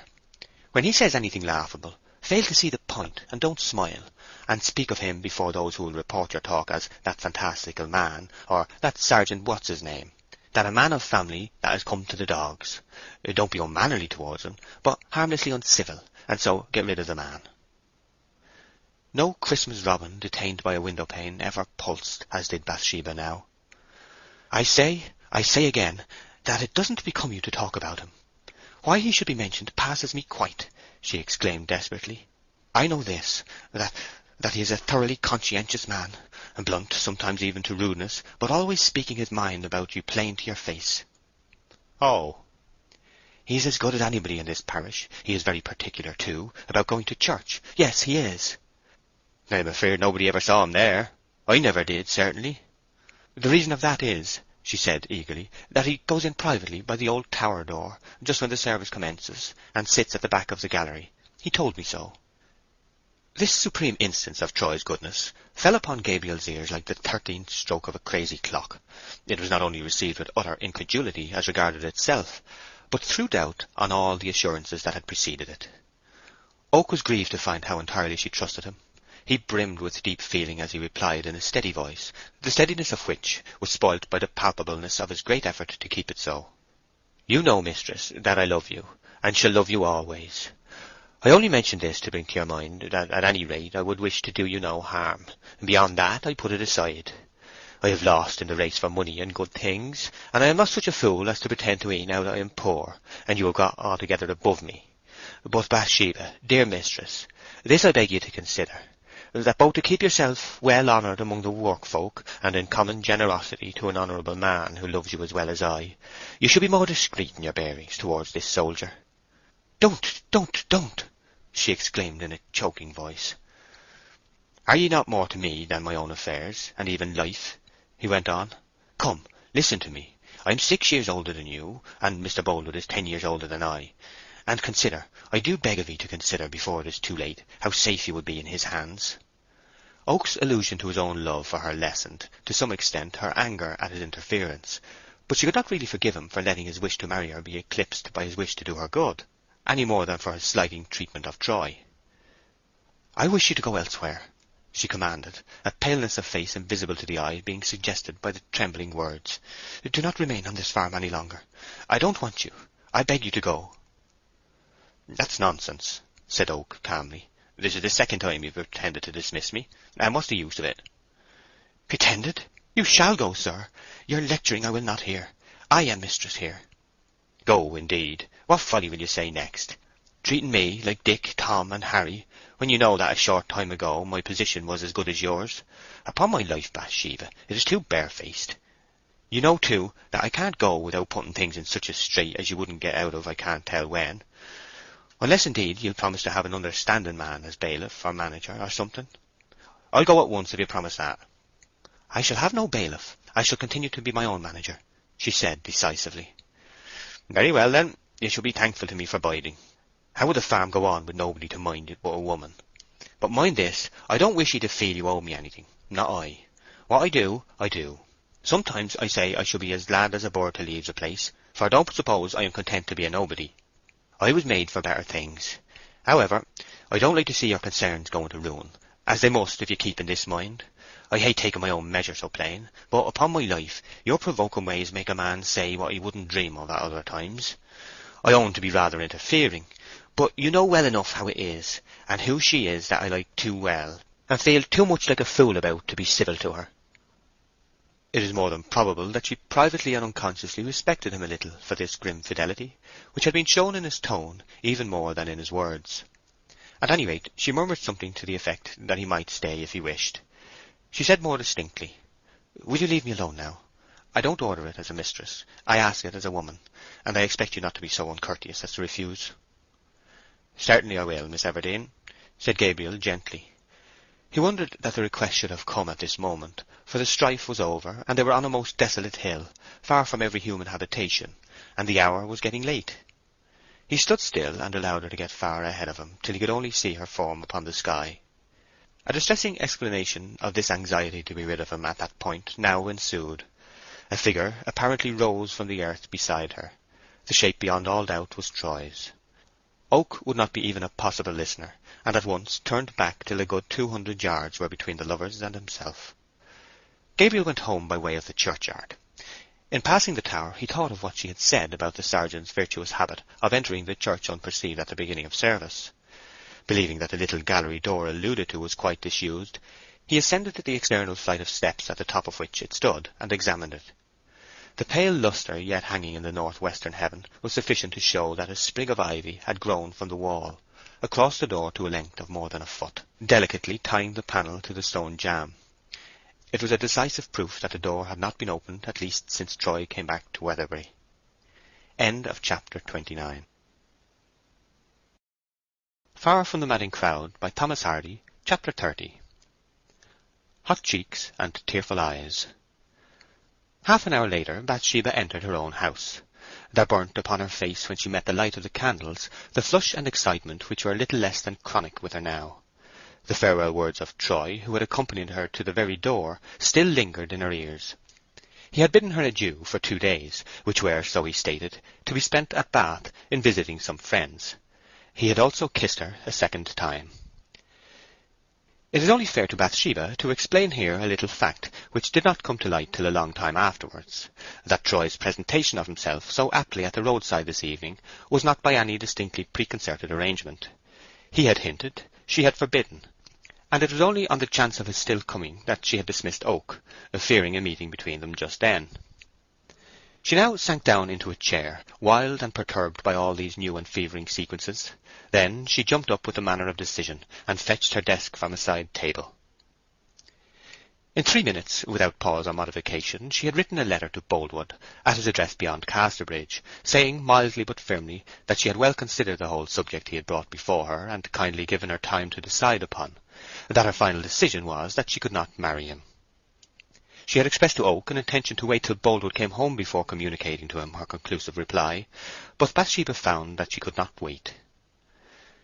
It was impossible to send the letter till the next day, yet to quell her uneasiness by getting it out of her hands, and so, as it were, setting the act in motion at once, she arose to take it to any one of the women who might be in the kitchen. She paused in the passage.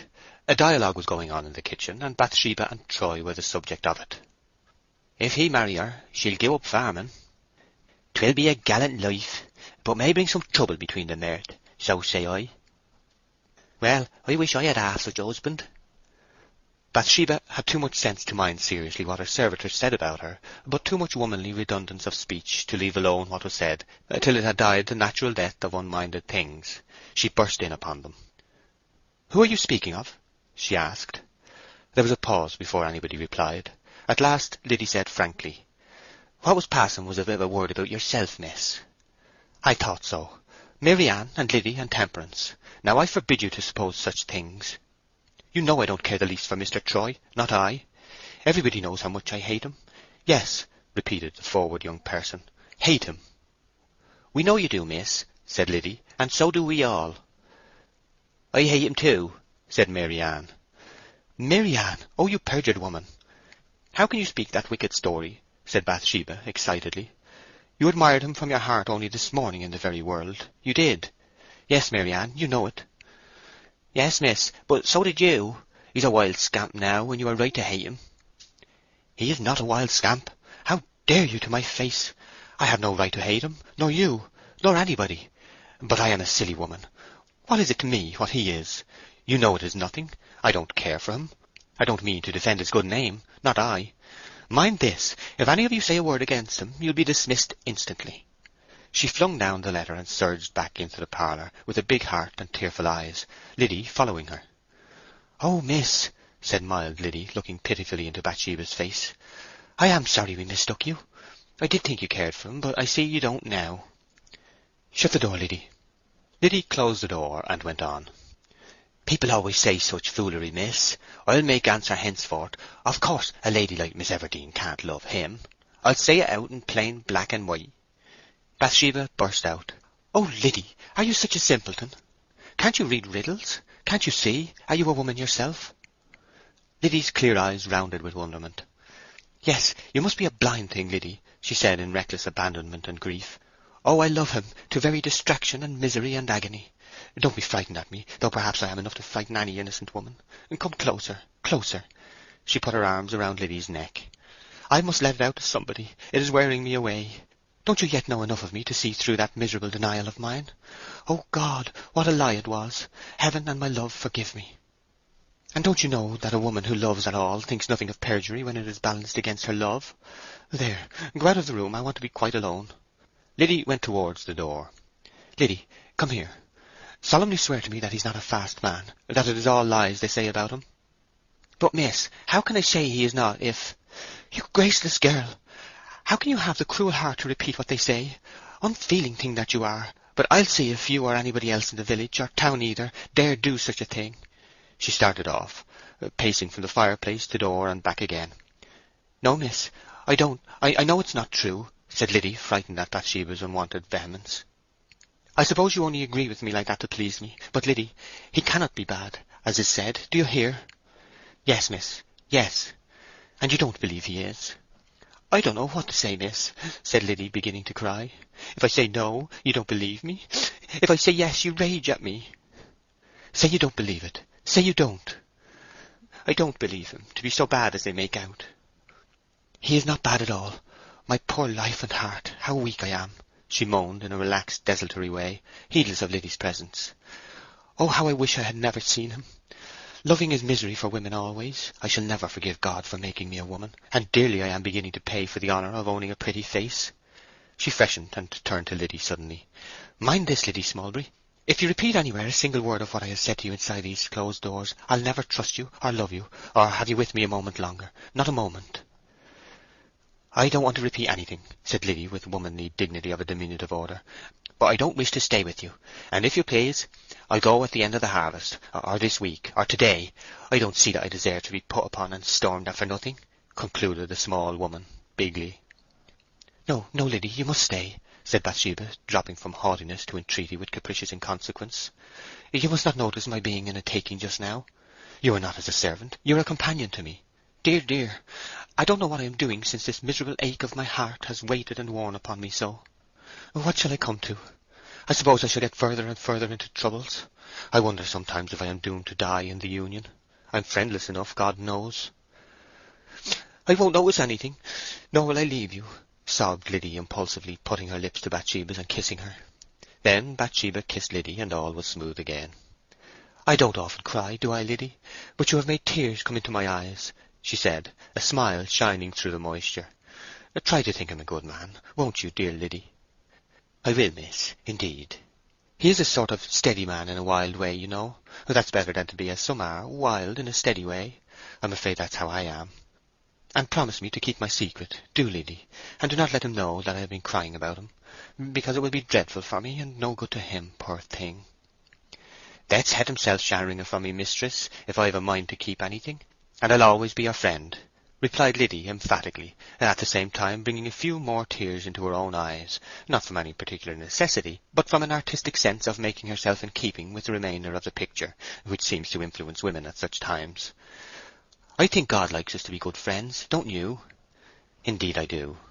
"And, dear miss, you won't harry me and storm at me, will you? Because you seem to swell as tall as a lion then, and it frightens me. Do you know, I fancy you would be a match for any man when you're in one of your takings." "Never, do you?" said Bathsheba, slightly laughing, though somewhat seriously alarmed by this Amazonian picture of herself.